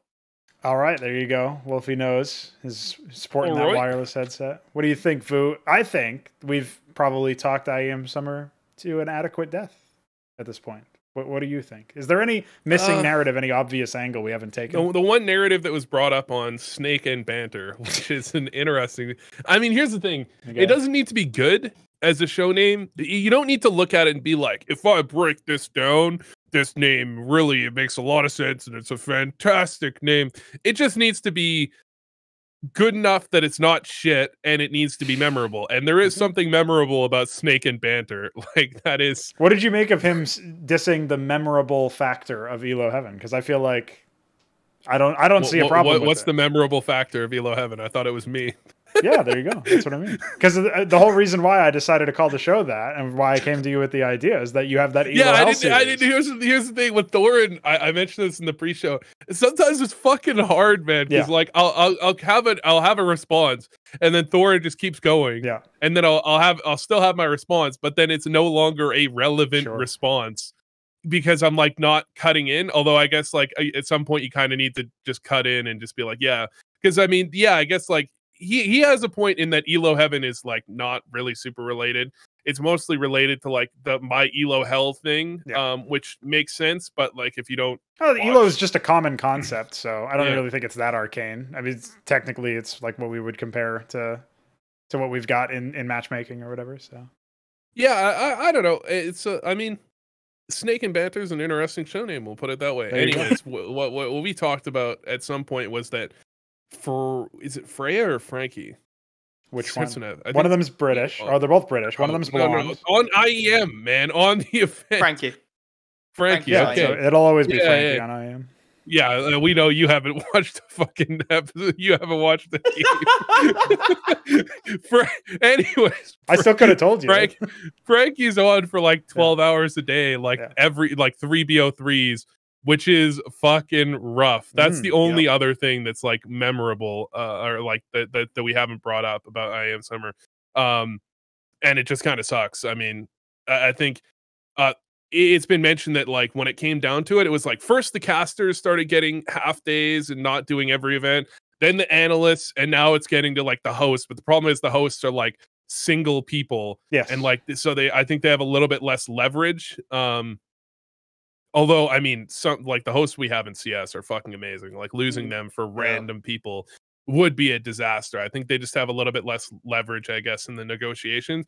But I mean, people see it as I think the problem is people see hosts as like less important, or like they think that hosts need to watch the game less because like, well, you're not analyzing. But you need to know enough about the game to know all the storylines that might want to be hit, so you can segue between each of them like pretty consistent, pretty fluidly. You need to watch all the games and the level of focus required when some people are talking in your ear while you're trying to listen. Oh, I couldn't do that myself. Yeah, that would be pretty rough. And since she's remote, it wouldn't be that hard to get someone else for one best of three. That's basically how it is. Yeah, I think on that topic, I mean, when I interviewed Frankie, one of the things that she had mentioned was that like she did value being not necessarily on the broadcast for very long days, but that one of the things that she was positively taking away from it was that she's at least able to engage with the community for a long time. Like she's on a broadcast product for many hours in theory. Like there's obviously intermissions and stuff. And then there was that brief period of time where during one of the dream hacks, I think during tactical pauses, she would actually come in and as like a third voice or whatever and have a conversation with the casters, which I thought ended up flowing pretty naturally when I had watched those. But I feel like that's a really smart idea, actually. Yeah. I don't remember it like hearing it, but it sounds like a really smart idea.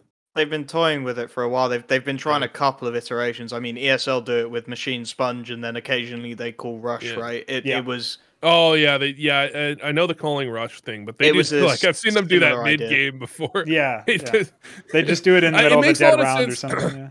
It makes a lot of sense in like a pause to do it, because then you're kind of like having a break from the flow of just two casters, which will kind of like mentally reset viewers so that the game is a little bit more exciting. Yeah. And you can kind of get like someone that's asking more about storylines, where it's like, why don't you, like, instead of them just being like, well, here's the storyline, you get someone in that's like, why don't you explain to me the storyline, as if I haven't already been watching the whole fucking game. Like, you know, it's a really good way to chop up the flow a bit.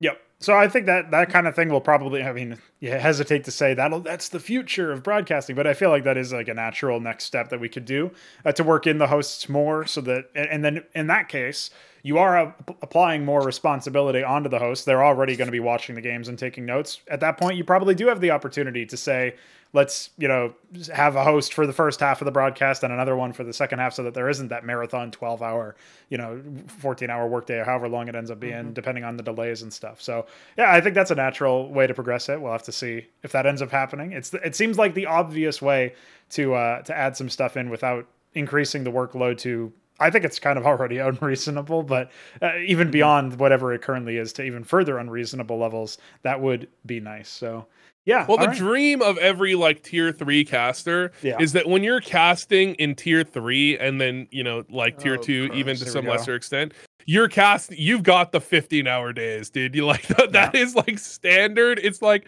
show up to the event at 7 a.m. By the way, we're running overtime. The event's over at 5 a.m. Like that is like life as normal. And so like the dream is like when you go up, it's like, oh, thank God, I'm finally in tier 2. It's only 12-hour days. Like, and then you get to tier 1. Oh, finally in tier 1. It's only 6-hour days. Like, we're fucking safe, man. And it's just like, no, you're hosting for 14 hours. Like, have fun. It's like, fuck. Pretty unreasonable. Help me out. Yeah. Because it's just a repeated cycle. At that point, they actually don't ever get a breath. I guess what I'll say is one of the things that was pretty interesting information is when I was talking with Scrawny, he had some comment where he was talking about like casters when they're in the tier 3 and tier 2 spaces, basically outside of the big tier 1 events like ESL events, Flashpoint events, presumably Blast events, outside of that circuit, and maybe some dream hacks as well, they don't have like a stats matrix or whatever. Like like if you're casting ESEA Premier, if you're casting EDC, if you're casting whatever the fuck, like you're not given any information. You're not given any extra stuff. It's just what you can come up with, what you can quickly take notes down between rounds, whatever you want to use as a thread for your analysis. But he was telling me that they actually do have a stats matrix that's like, I think he said it was like Stats Helix or something. I might be wrong about like the specific product he referenced, but it's something similar where it just shows you a bunch of stuff. Like here's a bunch of data. You pick based on what you see, what's interesting to you. What do you want to pull on a thread on? Like this guy got 6 smoke kills in this half or something crazy like that. Like, oh, I'll talk about that. They have all that shit. They have all the bells and whistles. So it's not even just that they have shorter work days usually on average than some of the up and comers. They also have more resources. It's actually like gets easier to do a good job in that sense. Not to devalue their work, but they have more tools at their disposal, which I think is an interesting, compelling element where theoretically that will also help out the host. Like theoretically they can take down some interesting stats that are fed to them by somebody else, but it's an interesting that we haven't seen that be disseminated across the tier 2 scene. It's almost like the tier 2 guys broadcasts are undervalued or something. I don't know. It's really weird. No, you wouldn't possibly suggest that. There's no way in fuck anyone at that level is going to pay a stats guy to come and sit and watch the games and come up with compelling storylines to make the broadcast interesting. Would you just pay Dust? It would be like $5 an hour. Mate,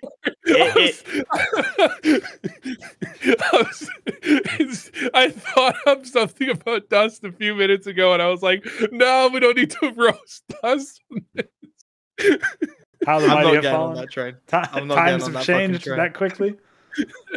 What was your thing about Dust then? What was it? You've already broached the subject. No. We got one. It's all I need is the one. Just leave the poor bastard alone. He gets enough off enough fucking channels. Listen, man. I've donated enough to his stream with my hours and my shit talking his disc golf. Shut up. My new thing he's now bought is rights. What is this? You've bought banter rights? Is that what you were paying for? Dude, my new thing with Dust now is I just talk about how easy disc golf is because he played some game where the fucking disc just flew directly straight. And I'm like, wow, man. Disc golf seems so easy. Why don't you play something complicated like Bloons Tower Defense 6 or something like something actually hard?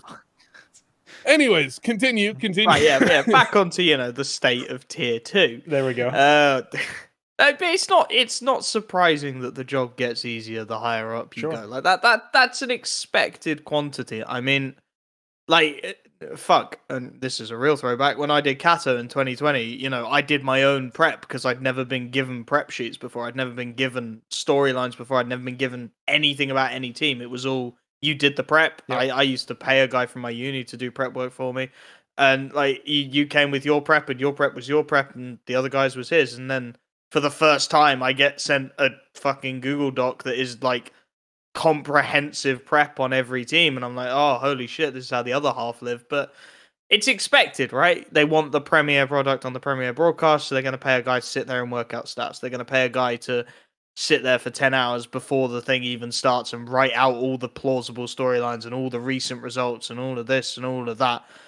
But, I mean, God, you talking about 16-hour days has just drive me back to tier 2, tier 3 and how determined to fuck each other over we are at that level, man. It is shocking how sharp the teeth are when you get below tier 1. I feel like, and this is completely from an outsider's perspective, it feels like at tier 1 they've sort of shook hands a little bit and everyone's got their little bits of work. Like Scrawny and Launders are the Premiere Blast product and they will do all the Blast games. And then Machine and Sponge and Harry and Hugo are the Premiere ESL people and they'll do all the ESL games. That does not exist below tier. Once you drop out of tier 1, it is dog eat dog. Like the example that jumps to my head, which was honestly the most fucking hilarious thing to me. I did a couple of B streams for Summit. I did Summit 6 and I did Summit 7. And then Summit 8, they announced they'd got the RMR and like immediately just all the tier 2 casters, their ears just prick up and they're like, oh, RMR, me. And I got like messages from like 4 different people being like, hey, can you hook me up with the Summit email address? And I was like, you do realize I want to work this too, right? Like, why would I hook you? Why would I give you that? But yeah, fuck. Like, tier 2 is just, it's savage, man. It is just straight savage. Well, it's like, it's one of those things where like, you're kind of not really allowed to ask questions. Like there's this LAN that I worked a while back, and it's just like, well, here's your day rate. All right, we got a day rate. It's good. It's cool, right? It's like it's not even like a tier 2 LAN. It's like a fucking just like a local LAN. And it's like, okay, so we want you to be here at 7 a.m. All right, we're here at 7 a.m. All right, so the tournaments ran over, and we need all the casters, all 4 of you guys. We need you here until 4 a.m. And then it's like, by the way, you got to be back tomorrow at 8 a.m. And you live an hour away, so you got to drive home, go to sleep for 3 hours, and then come back at 8 a.m. And then all the players are like, man, we ended at midnight and had to be back at 9. And I'm like, dude, get the fuck out of here. Not only that, but like if you guys lose, like sure, you fucking lost. You lost your entry fee. It's like if you're just a shit fucking caster because you slept 3 hours and then worked 12 hours following that. And some other TO is like, hey, I'm going to check out the finals of this event. Oh, this caster is dog shit. Then you're fucked like long term. Like they're not going to come back and be like, I wonder what my thoughts are on this caster again. It's like, no, the fucking jury's out, and you on 18 hours of casting in the last 20 hours are fucking terrible in their mind. It is kind of fucked. It's certainly not giving you the best opportunity to strut your stuff. We'll say that. And hey, that's Wolfy, how I've always felt about B streams and C streams. Like a lot of the time, those are the guys that need the. I mean, it's like it's one reality, observer between right? both of them or some crazy shit. Like unfortunately, it's reality. I can't even blame any TOs for this, but it's really shit because it's like, yeah, so it's this guy that you've never heard before. So why don't you go in and give him a shot, give him a listen? And it's like, shit, nobody Mike, even processed the audio. No OBS, like the fucking, it's unlistenable. You got 2 play-by-play casters, like, and it's just like, oh, so everyone's gonna think they suck. Like that's unfortunate. Like definitely they're not playing even ads their in fault. the middle of the stream. What the fuck? That's a throwback. It's just sitting on their webcams for like 4 or 5 rounds. Like fuck. There you go too. Love that one. So yeah, I was just going to interject and say I was one of the people who reached out to Wolfy asking for the summit stuff. So you were. I'll say the reason I did it is because I genuinely assumed you were already a lock for the event, and I was like, oh well, this guy's probably going on the event, so I could ask him if he's got anything. So I didn't say that in my message to you, but that was the reason. It wasn't just hey guy who wants to work this event, can I have your job? Like I'm not going to ask that directly. Obviously. No. I get it. And everyone's got to grind, and it's fair enough. But yeah, it just... Not me. I'll just badmouth every fucking casting or every opportunity that I could ever theoretically have in the future and talk about how they're shitty people as businesses, and that's it. That's what I do. I conveniently also, as some people have pointed out, have not casted recently, but that doesn't change my business. Unrelated, yeah. Yeah, completely. Mate, honestly... I was sat this morning debating if I'd bring this up on the podcast, and I've had a few beers. I'm like, fuck do it, it, bitch. You let's won't. just send it. Like the people who genuinely like try and help others in tier 2, tier 3 are just getting screwed right now. Just so consistently getting absolutely fucking mullered. It is unreal because I consider myself very, very fucking fortunate in that I got into casting through like they called it a next big caster challenge, and it was Code Red, and it was Red Eye, and I know that's a word you're not allowed to say anymore, but it was Red Eye, and it was Ben, and it was the Code Red guys. And through that, like I've worked with Vince, I've worked with Tom, I've worked with Jason Kaplan, I've worked with Scrawny, and I have all these really great mentors who I can sort of go to when I want to talk about something, or I'm not sure if my rate is right, or I'm not sure if I'm going the right way about stuff. And I have tried so many fucking times to, like, not necessarily be that person, because that would be incredibly egotistical, but just to, like, prod someone below me in the right direction. Like, when I know that something's a really shit rate for what this guy's getting, and I know he's worth more because he's done a couple of lands and he should be asking for more money, and he's messaged me before asking about rates, then I'll give him a prod and I'll give him a poke. Or, I see that production is really scuffed on something, and I'll give a guy a poke and go, hey, you should be on better than this. The amount of times I have been shot down and just told, no, this isn't right, you're wrong, I know what I'm doing, fuck off, is unreal. Like, The example that springs to mind is there's a guy who he DM'd me before, asked for a little bit of advice about rates and stuff. I've been like, yeah, sure. I've always been very vocal about my rates. I'm always more than happy to just say my numbers. I always will. And he DMs me and I go, yeah, this is what you're worth. And then it's a guy who's done like a couple of lands, so I'm pitching mid rate. And then he does an event and they're like 35 euros a best of 3. And so I'm like, you're worth more than that. You're worth more than that. And he says to me, I don't want to ask for more than that because you'll come and steal my event. And I was like, bro, like, they're not getting me for triple that. He just no concept of how the ladder worked whatsoever. And it just feels like you guys, you and Squid are putting out shit at the moment, ignoring Squid's shady ass past. And then, like, every time someone tries to help someone else in the scene, it's just getting absolutely shot out the fucking sky. And it is unreal. We are determined at the moment to fuck each other over for a gig that is, well, for some people is barely fucking minimum wage. Yeah. And I just don't get it anymore. Like, I don't get tier 2, tier 3 casting in the last year. I don't understand how we've got to this point where anyone is willing to do anything for any scrap of change that a TO will throw at them, and nobody seems to have respect for what their time is fucking worth anymore. And it's a fucking off-tangent rant, but fuck, man, like, I don't get it. Well, the thing that shocked me the most about when the Kieran story broke and everybody was exposed to the fact that Grid was paying so low for a lot of those No Sweet Snow tournaments. You even named the price there, 35 euros a best of 3. That actually, I believe in many countries that these people are working in, particularly, obviously UK, like that is below minimum wage or about thereabouts. So that's already pretty low. If I am correct about the stuff that I got following that particular story and the resolution they were in, there was a path created to double the rate in theory. And I say a path because it wasn't complete. It wasn't wholesale. So there are still nickel and dime in these fuckers. But what got me was I've potentially doubled the rate of a lot of these people with obviously the help of Squid, as you mentioned, with the help of Thorin, who only just had to laugh at the rates that as I rattled them off, that was his contribution. And, that was what sort of dragged the reputation through the mud, or the start of it anyway. And what shocked me was that I expected maybe some pushback from the company men, the actual people who worked for Relog and Grid. Instead, everybody who was shitting on me on social media were the casters themselves. And it's like, you don't even have to say thanks. Just don't say anything at all. Certainly don't come out and say, fuck you. You got me more money, you piece of shit. Like, that got me. So, yeah, I don't know.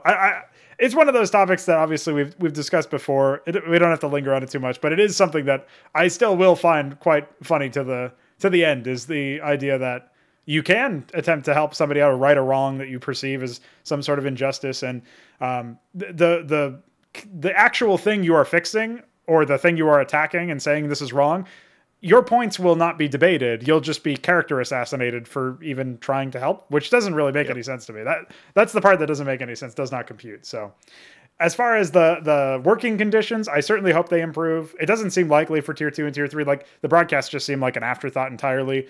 Hopefully that at least is going to remain. If it doesn't get better, I hope it doesn't leak up into tier 1.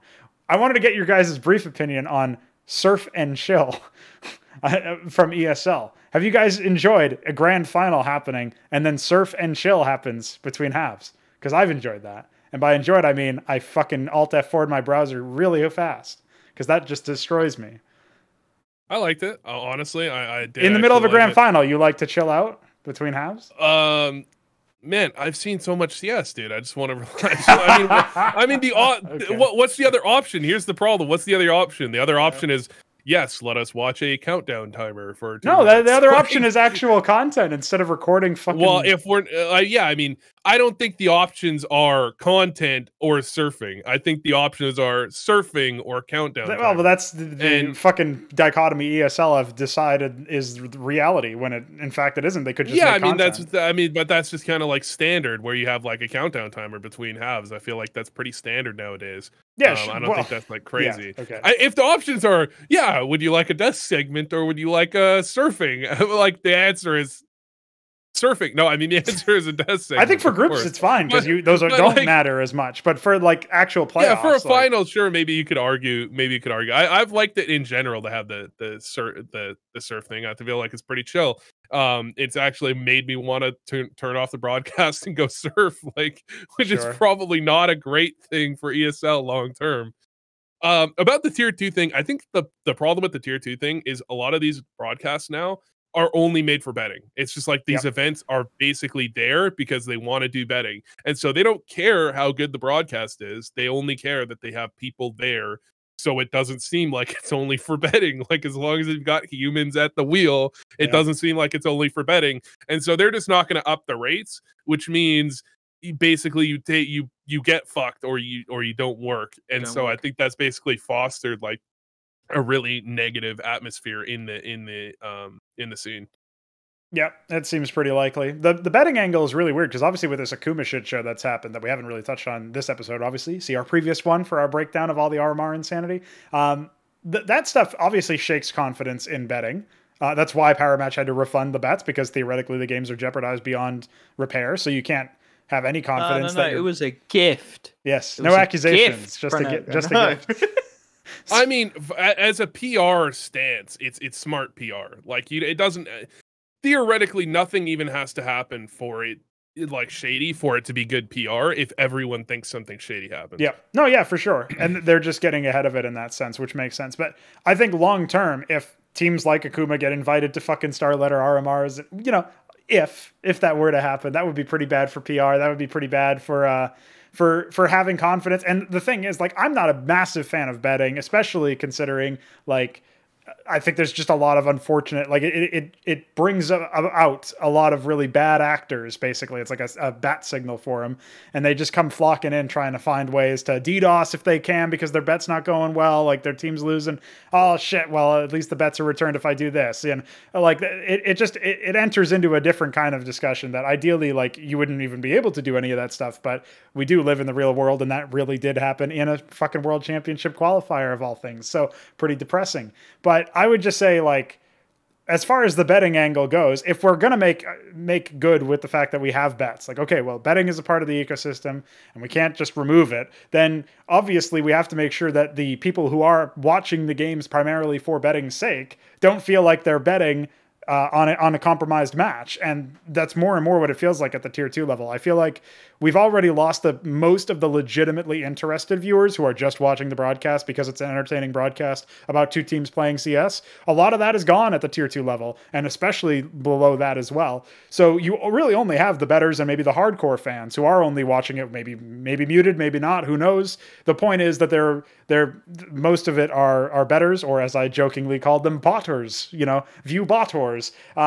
Those kinds of people are going to be the ones who are watching your product at this level. And that means that if the betting gets compromised or perceived to be compromised, it's even worse for there's nothing then. You've got no recourse. So I do worry about what the long term of tier 2 broadcasting is. Like, does it even exist anymore? Do you end up just watching the HLTV page after placing your bet? Like, at what point do we even have one, It goes open IP. Honestly, I think the death of tier 2-3 will go open IP, and you'll have the bettors who have access to CS will just watch it through the GeoTV connection. The ones who don't will watch it through. I mean, it happens on HLTV even now with the tier 2, tier 3 game. Whatever stream is at the top, right? I mean, generally speaking, with HLTV, it's the top English language stream that will get the better. But I've seen circumstances where it isn't. It's just whoever's got the top numbers, they must be showing the stream in a decent resolution, at a decent quality. We'll just throw it on and we'll get on with it. And second monitor while I'm at work or whatever, like whatever they're doing, you know what I mean? Yeah, like not even usually paying attention. So yeah, it really does feel at the moment, at least, that's where it's going. I don't think it'll be long at all before. I mean, ESEA up to advanced is currently open IP. Premier isn't currently open IP, and you do have to apply and you do have to get into it. With how things are going at the moment, I don't know how much longer that necessarily lasts, to be honest with you. It doesn't seem like the application process is even that rigorous, we'll say, either. It doesn't seem like you need to have a certain threshold. Like, I mean, I got access to it, and I have Yeah, never it feels streamed like a game of CS. almost anyone can get Yeah. in. If I can do it, then Vu. anyone. Almost anyone can get in. It's almost anyone can get in. It's crazy how that works, isn't it? Ain't it? Fucking Right. crazy. It's crazy. If you applied that, if you applied today, you'd get it. I guarantee you. Is there an application? Fucking, I don't know where the application is. You'll have to I Give me the genuinely don't know where the application. I want to application steal is your anymore. fucking job. So, fuck off. So I don't have knowledge of the application process, and I can't reasonably say if it's got easier or harder. I will say that it definitely feels like it's more people are coming into the Discord every day than ever were before, and it definitely feels like they're starting to open it wider and wider than it was before. And I do think that is a precursor to it just being open IP and them just going. I think the only reason they don't do it at this point, to be honest, is sponsors. Like, you can't.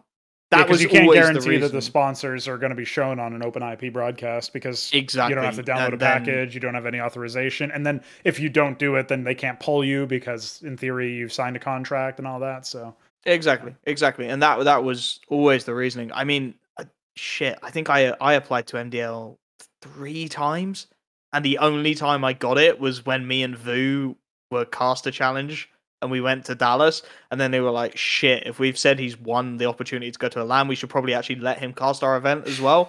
And then I got in, and now it just it definitely feels like it is on that route to the point where it's just going to be open IP, and it's just going to be, it will be ESL will have their ESL products, they'll have their DreamHack products, Prem will be open IP, Blast will have their products, Flashpoint will have their products, and anything below that, fuck it, we'll just shove it on open IP and see if anyone wants to watch it. it's kind of related to the topic of co-streaming, actually, because I'm interested in seeing what you guys think of this. Because I've heard arguments back and forth. Obviously, Valorant had their LAN major or whatever. I don't even know what it is because I don't follow that game. But they had something in Iceland. Fake fucking city, dude. Like, you can't have that many consonants in a row in a real city name. What is it in Reykjavik or something? It's in. That sounds like the name that they've been citing as the fake city that is supposed to be. Well, I think that's the capital of Iceland, it's like that one in. Let's not bring up the name. It's like that one. It's just like a fake city. It doesn't really exist. It's an online city. There you go. Are you referencing the Blast deal? What the fuck are you? No. I'm not talking about anything. In mid-sentence, I was like, let's not bring that up. So let's just move on. Continue. Okay. Continue forward. Continue forward. Let's just not go down that How am I road. supposed to know that you think in your own head some joke you can't tell and then say, never mind. I literally said the words. Let's not. No, bring because that I just up. said Iceland and then you said that. So. No. I'm in the middle. It's like that city. That we shouldn't bring up. And then you're like, how am I supposed to know that you stopped and you weren't going to bring it up? Like I said the words. You can say Abu Dhabi. It's fine. No, let's move on. Next topic. Next. So that actually reminds me, there was a reality show called Next. Have you seen it? No. You might like it. So we obviously had. Wait, what the fuck was I even talking about? I was talking about some city. Oh yeah, Valorant. What's co-streaming? Should we have co-streaming? Why is ESL not allowing co-streaming? What's going on? Can you tell us? Co-streaming people off the mainstream. Like, I think co-streaming is it's going to be what's necessary to compete at this point. Like, I think it's a plus EV play by the look of it, right? Like it just seems like it's a plus EV play for the game. Yeah. It might not be a plus EV play for the TO, which is another reason that the developer controlling the scene is important in some ways. Like it's a huge fucking benefit. Right. It's a huge it's a necessity for this element.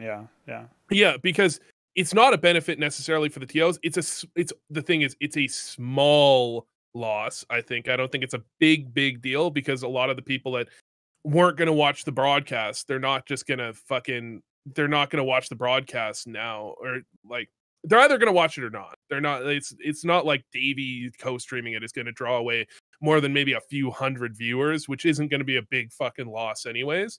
I think But can't they just say that you have to put your our sponsor package on your? I guess in that case maybe there's conflicting sponsors, but then those people just don't co-stream it, right? So I think they probably could. I think they just don't want to lose the viewers from their stream because they want to be able to market their stream as like, you know, all the hours. That's why all the tournaments are fucking months long now, because they want to get all the hours watched, and it's a little bit harder to do that from a co-streamer. Although you technically can, and that might be the future, and that Tio's realized, hey, we could bring in all of Flom's viewership, and maybe 1,000 of our viewers go to him, but 10,000 of his viewers that wouldn't otherwise be watching our broadcast can now be brought in as people that are watching our broadcast.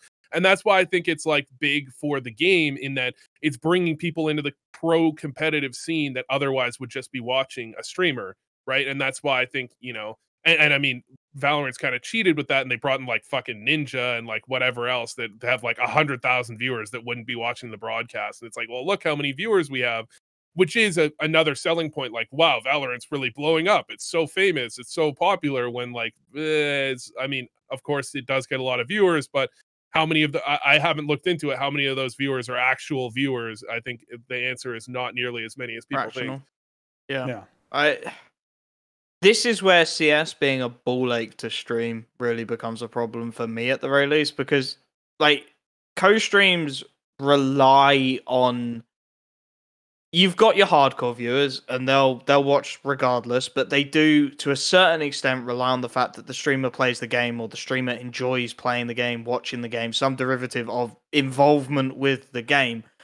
And because CS has become, simultaneously through the fact that Valve think fixing an anti-cheat is disabling OBS hooks and fucking 30 billion tournaments, it's no longer a smart decision to stream CS. You're way more likely to get viewers streaming something else. So it's become an almost unstreamable game. The people who stream it are the long-time hardcore CS streamers like Flom, who know that they're going to get a consistent viewership stream in CS, regardless of what the rest of the scene is doing. I mean, Flom averages well over 1K, even if ESL is streaming a final right now. So he knows he's getting viewers, regardless. And then it's, to be honest, it's other industry people. Like, I stream a bit of CS, Scrawny, Harry, Dinko, like, all of the commentators are streaming CS at the moment. Vince streams a good bunch of it. Frankie streams a good bunch of it as well.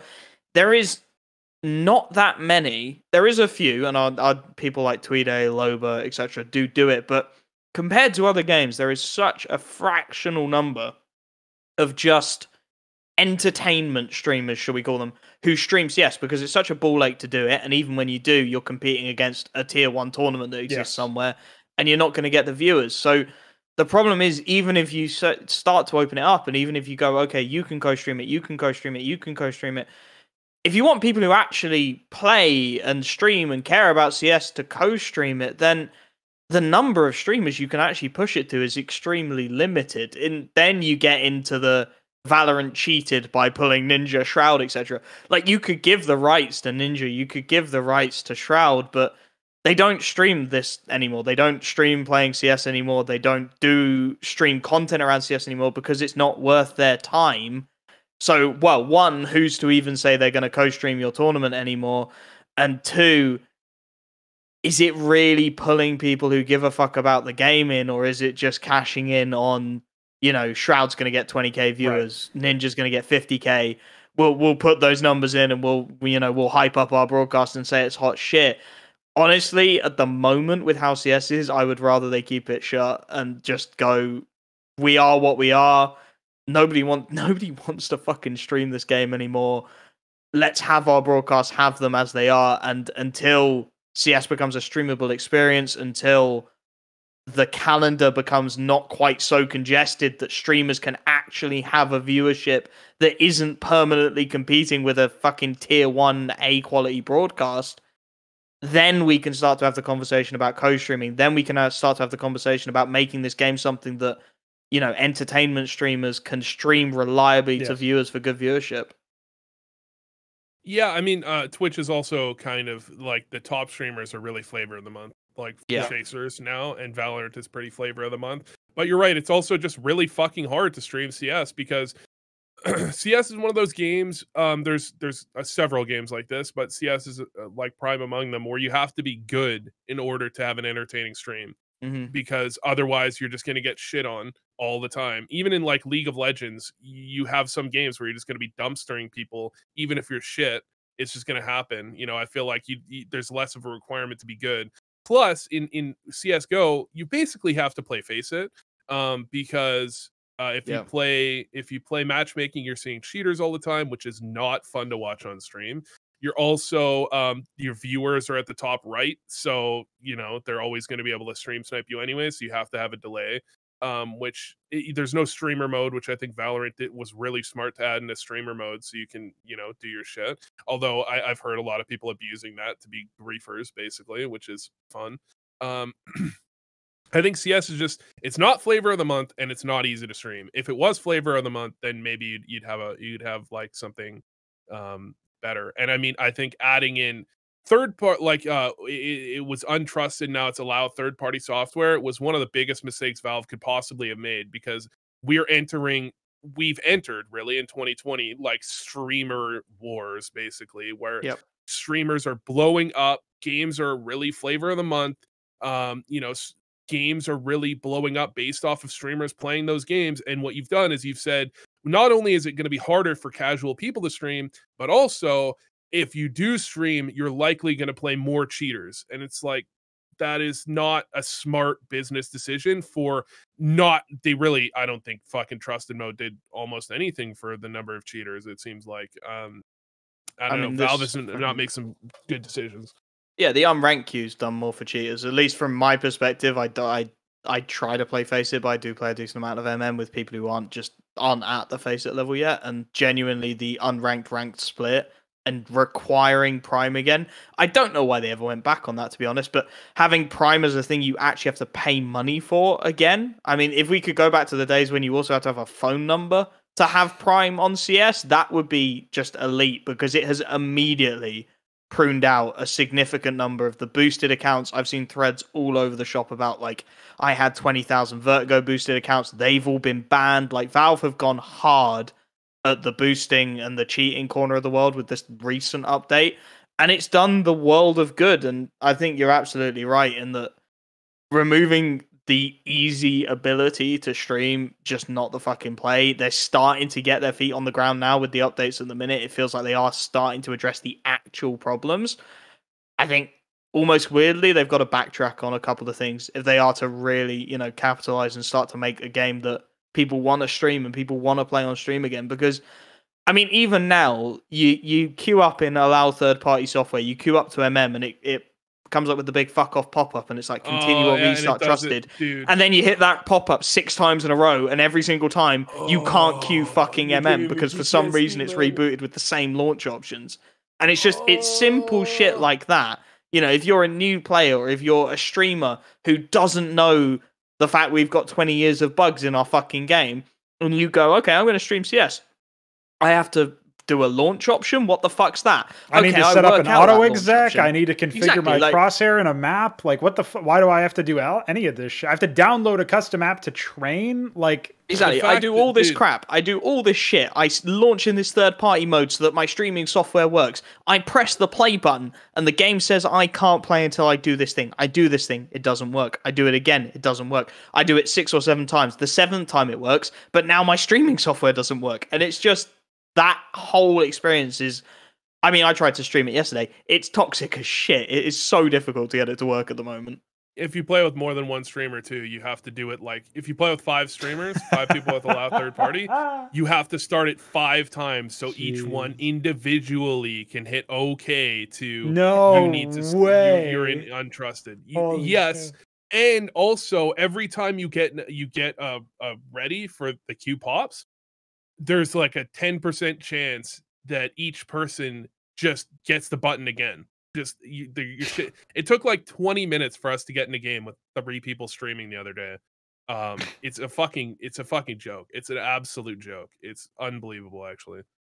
Yeah, I had no idea that. I mean, they changed this they changed a year ago, or more than a year ago now. They changed this, and this is still a fucking issue. It's like Valve doesn't want people streaming their game, which is fucking dumb, because it's definitely entered a point where, I mean, the top streamers are getting hundreds of thousands of viewers. You want people streaming your game. Almost certainly. I've never understood Valve's stance against streaming or whatever. Like, the thing is, when Valorant launched and they had the fucking Ring Zero anti-cheat Chinese spyware, I was like, I'll probably never play that game, actually. But then Valve decided they would kind of go somewhat, I don't know about draconian, but they decided to go in with the disallow third-party software and like this, that, and the other thing for VAC.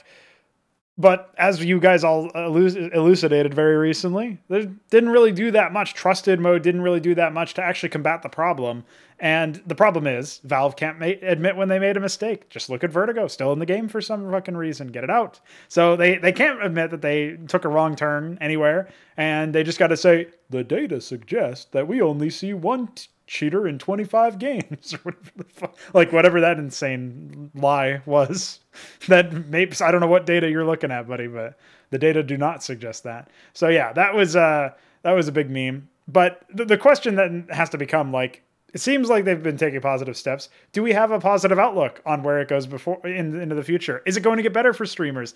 Are we going to see more of a communal aspect? Because yeah, this is one of the only top esports, probably the only top esport that doesn't have we'll call them casual for the sake of argument, a casual streaming viewer base. Like, everybody just watches tournaments basically, and that can only take you so far. That especially now with theoretically the player base being higher than ever, although I surmise a number of those are, you know, boosted accounts that can't do it anymore, so we're actually going to probably see a drop in the next little while. But theoretically, we've been breaking player rank numbers, we've been breaking all these records. Okay, great. So where's the crossover? Where do they come into esports, like you guys were saying? If not for co-streaming, then I don't see how they get there. And I don't even see how anybody bothers streaming for the reasons you guys all just suggested. So it seems like it would just have to be people who don't stream CS for some reason co-streaming major games or something. You know what I mean? Right. So the way streamers get into CS, there's less tournaments. So there's bigger gaps for people who are playing CS to be top of the charts and not to be competing against tier 1 tournaments. CS as a game is made easier to stream, and they keep putting barriers between cheaters and getting easy accounts that are global. Because the three things you want as a streamer is you want viewers. You're not going to get viewers when IEM's running a tier 1 tournament, then Blast is running a tier 1 tournament, then Flashpoint's running a tier 1 tournament. You're not going to get the viewers you want. So we need gaps in the schedule again. We need a game that is easy to stream, because viewers are not going to watch you press restart trusted 6 times in a fucking row until you get what you want and can actually queue into an M game. And you need continual combating of cheaters, because playing in a game with cheaters sucks. Trying to make a game you're playing against cheaters entertaining sucks even fucking more. And watching a game where some poor fucker is desperately trying to make it seem interesting and fun when it's patently obvious they just want to disconnect and take the fucking ban, that sucks even more than the previous two things. So, like, if you get all three of those in tandem, CS becomes a streamer game, we start to build that, and we get there. I don't think it ever really happens with CS. I think either the entire competitive side of things dies, and then we get this whole streamers and casual, and CS is going to live regardless of what happens with the pro scene or not. It will continue to be an incredibly well-played game, and that's where maybe I see streamers making a resurgence in that world where it's gone to shit. We are just, you know, people who want to play this game now. There's no longer a pro scene. There's no longer consistent tier 1 tournaments. Or you go the other way, and, you know, the next couple of LANs are fucking incredible. The pro scene absolutely thrives. And at that point, there's money coming back into the scene now. TOs don't have to flood the schedule to shit. They can start to be more cooperative between the collection of them and start to leave gaps without being terrified that insert TO name here is going to run a tournament and steal my teams in that gap, and then they're going to play shit at my tournament. And then you get that. You almost take the community to the pro scene, and the pro TOs are going, yeah, we understand we need to leave gaps, we need to leave breaks, we need to make this scene what it is. And then naturally, by having those gaps and having those breaks, there will be viewers who want to watch CS. And those viewers who would be funneled into the next tier 1 tournament will go on Twitch, and they'll go on the CS, and then they'll see the top streamer, you know, whoever the fuck it is, it'll probably be Flom at this point, quite frankly, is at the top playing a CS to 2,000 people, and they'll go, oh, that's the guy I want to watch. And then that will build over time, but it is a long fucking process, and we've got to stop just making it so goddamn hard to do.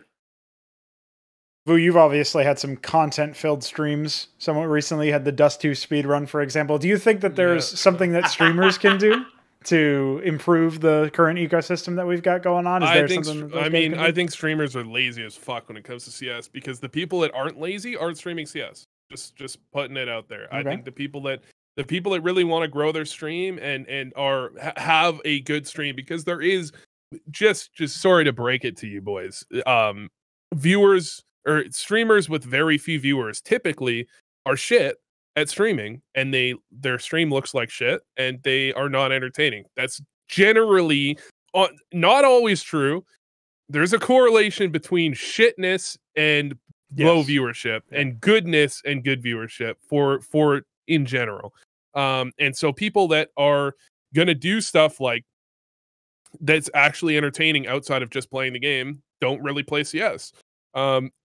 And there's also, a correlation between like, well, the biggest streamers are just playing the game, so I guess that's how you do it. I just play the game.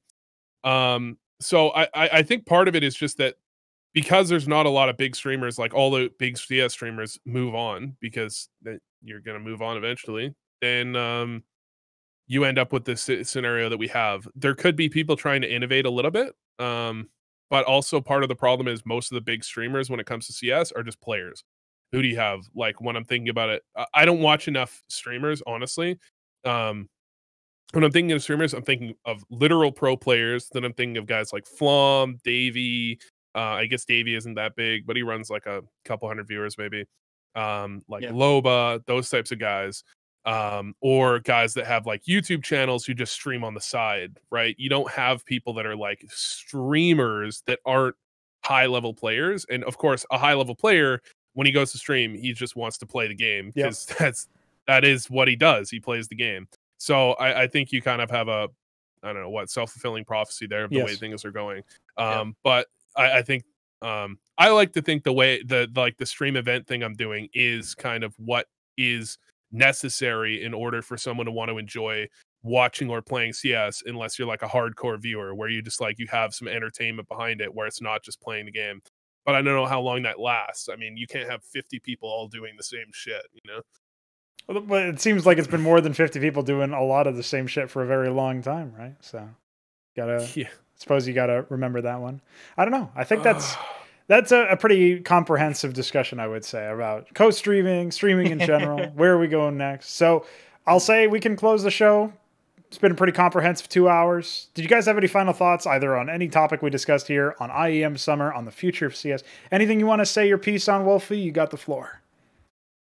Just be fucking nice to each other. That is the sole thing I ask of anyone who watches this, anyone who is in the industry, anyone who is TO employed or whatever the fuck. Just be nice and think about what you're doing before you do it. Because honestly, that's all CS needs at this point. Just be fucking nice people. There you go. Just be nice people. What do you think, Vu? Is being toxic a choice, as Miley Snake says at the end of every one of his videos about the Cloud9 Win guy making a HLTV downloader or whatever the fuck he did? I don't know. I don't know, man. The end. The end. There you go. Check us out. We got a Patreon. I forgot to plug it at the beginning. Who cares? It's down there. It was on screen the whole time. If you didn't see it now, then, well, the blind lead the blind to my bank account, homie. I'll see you guys later.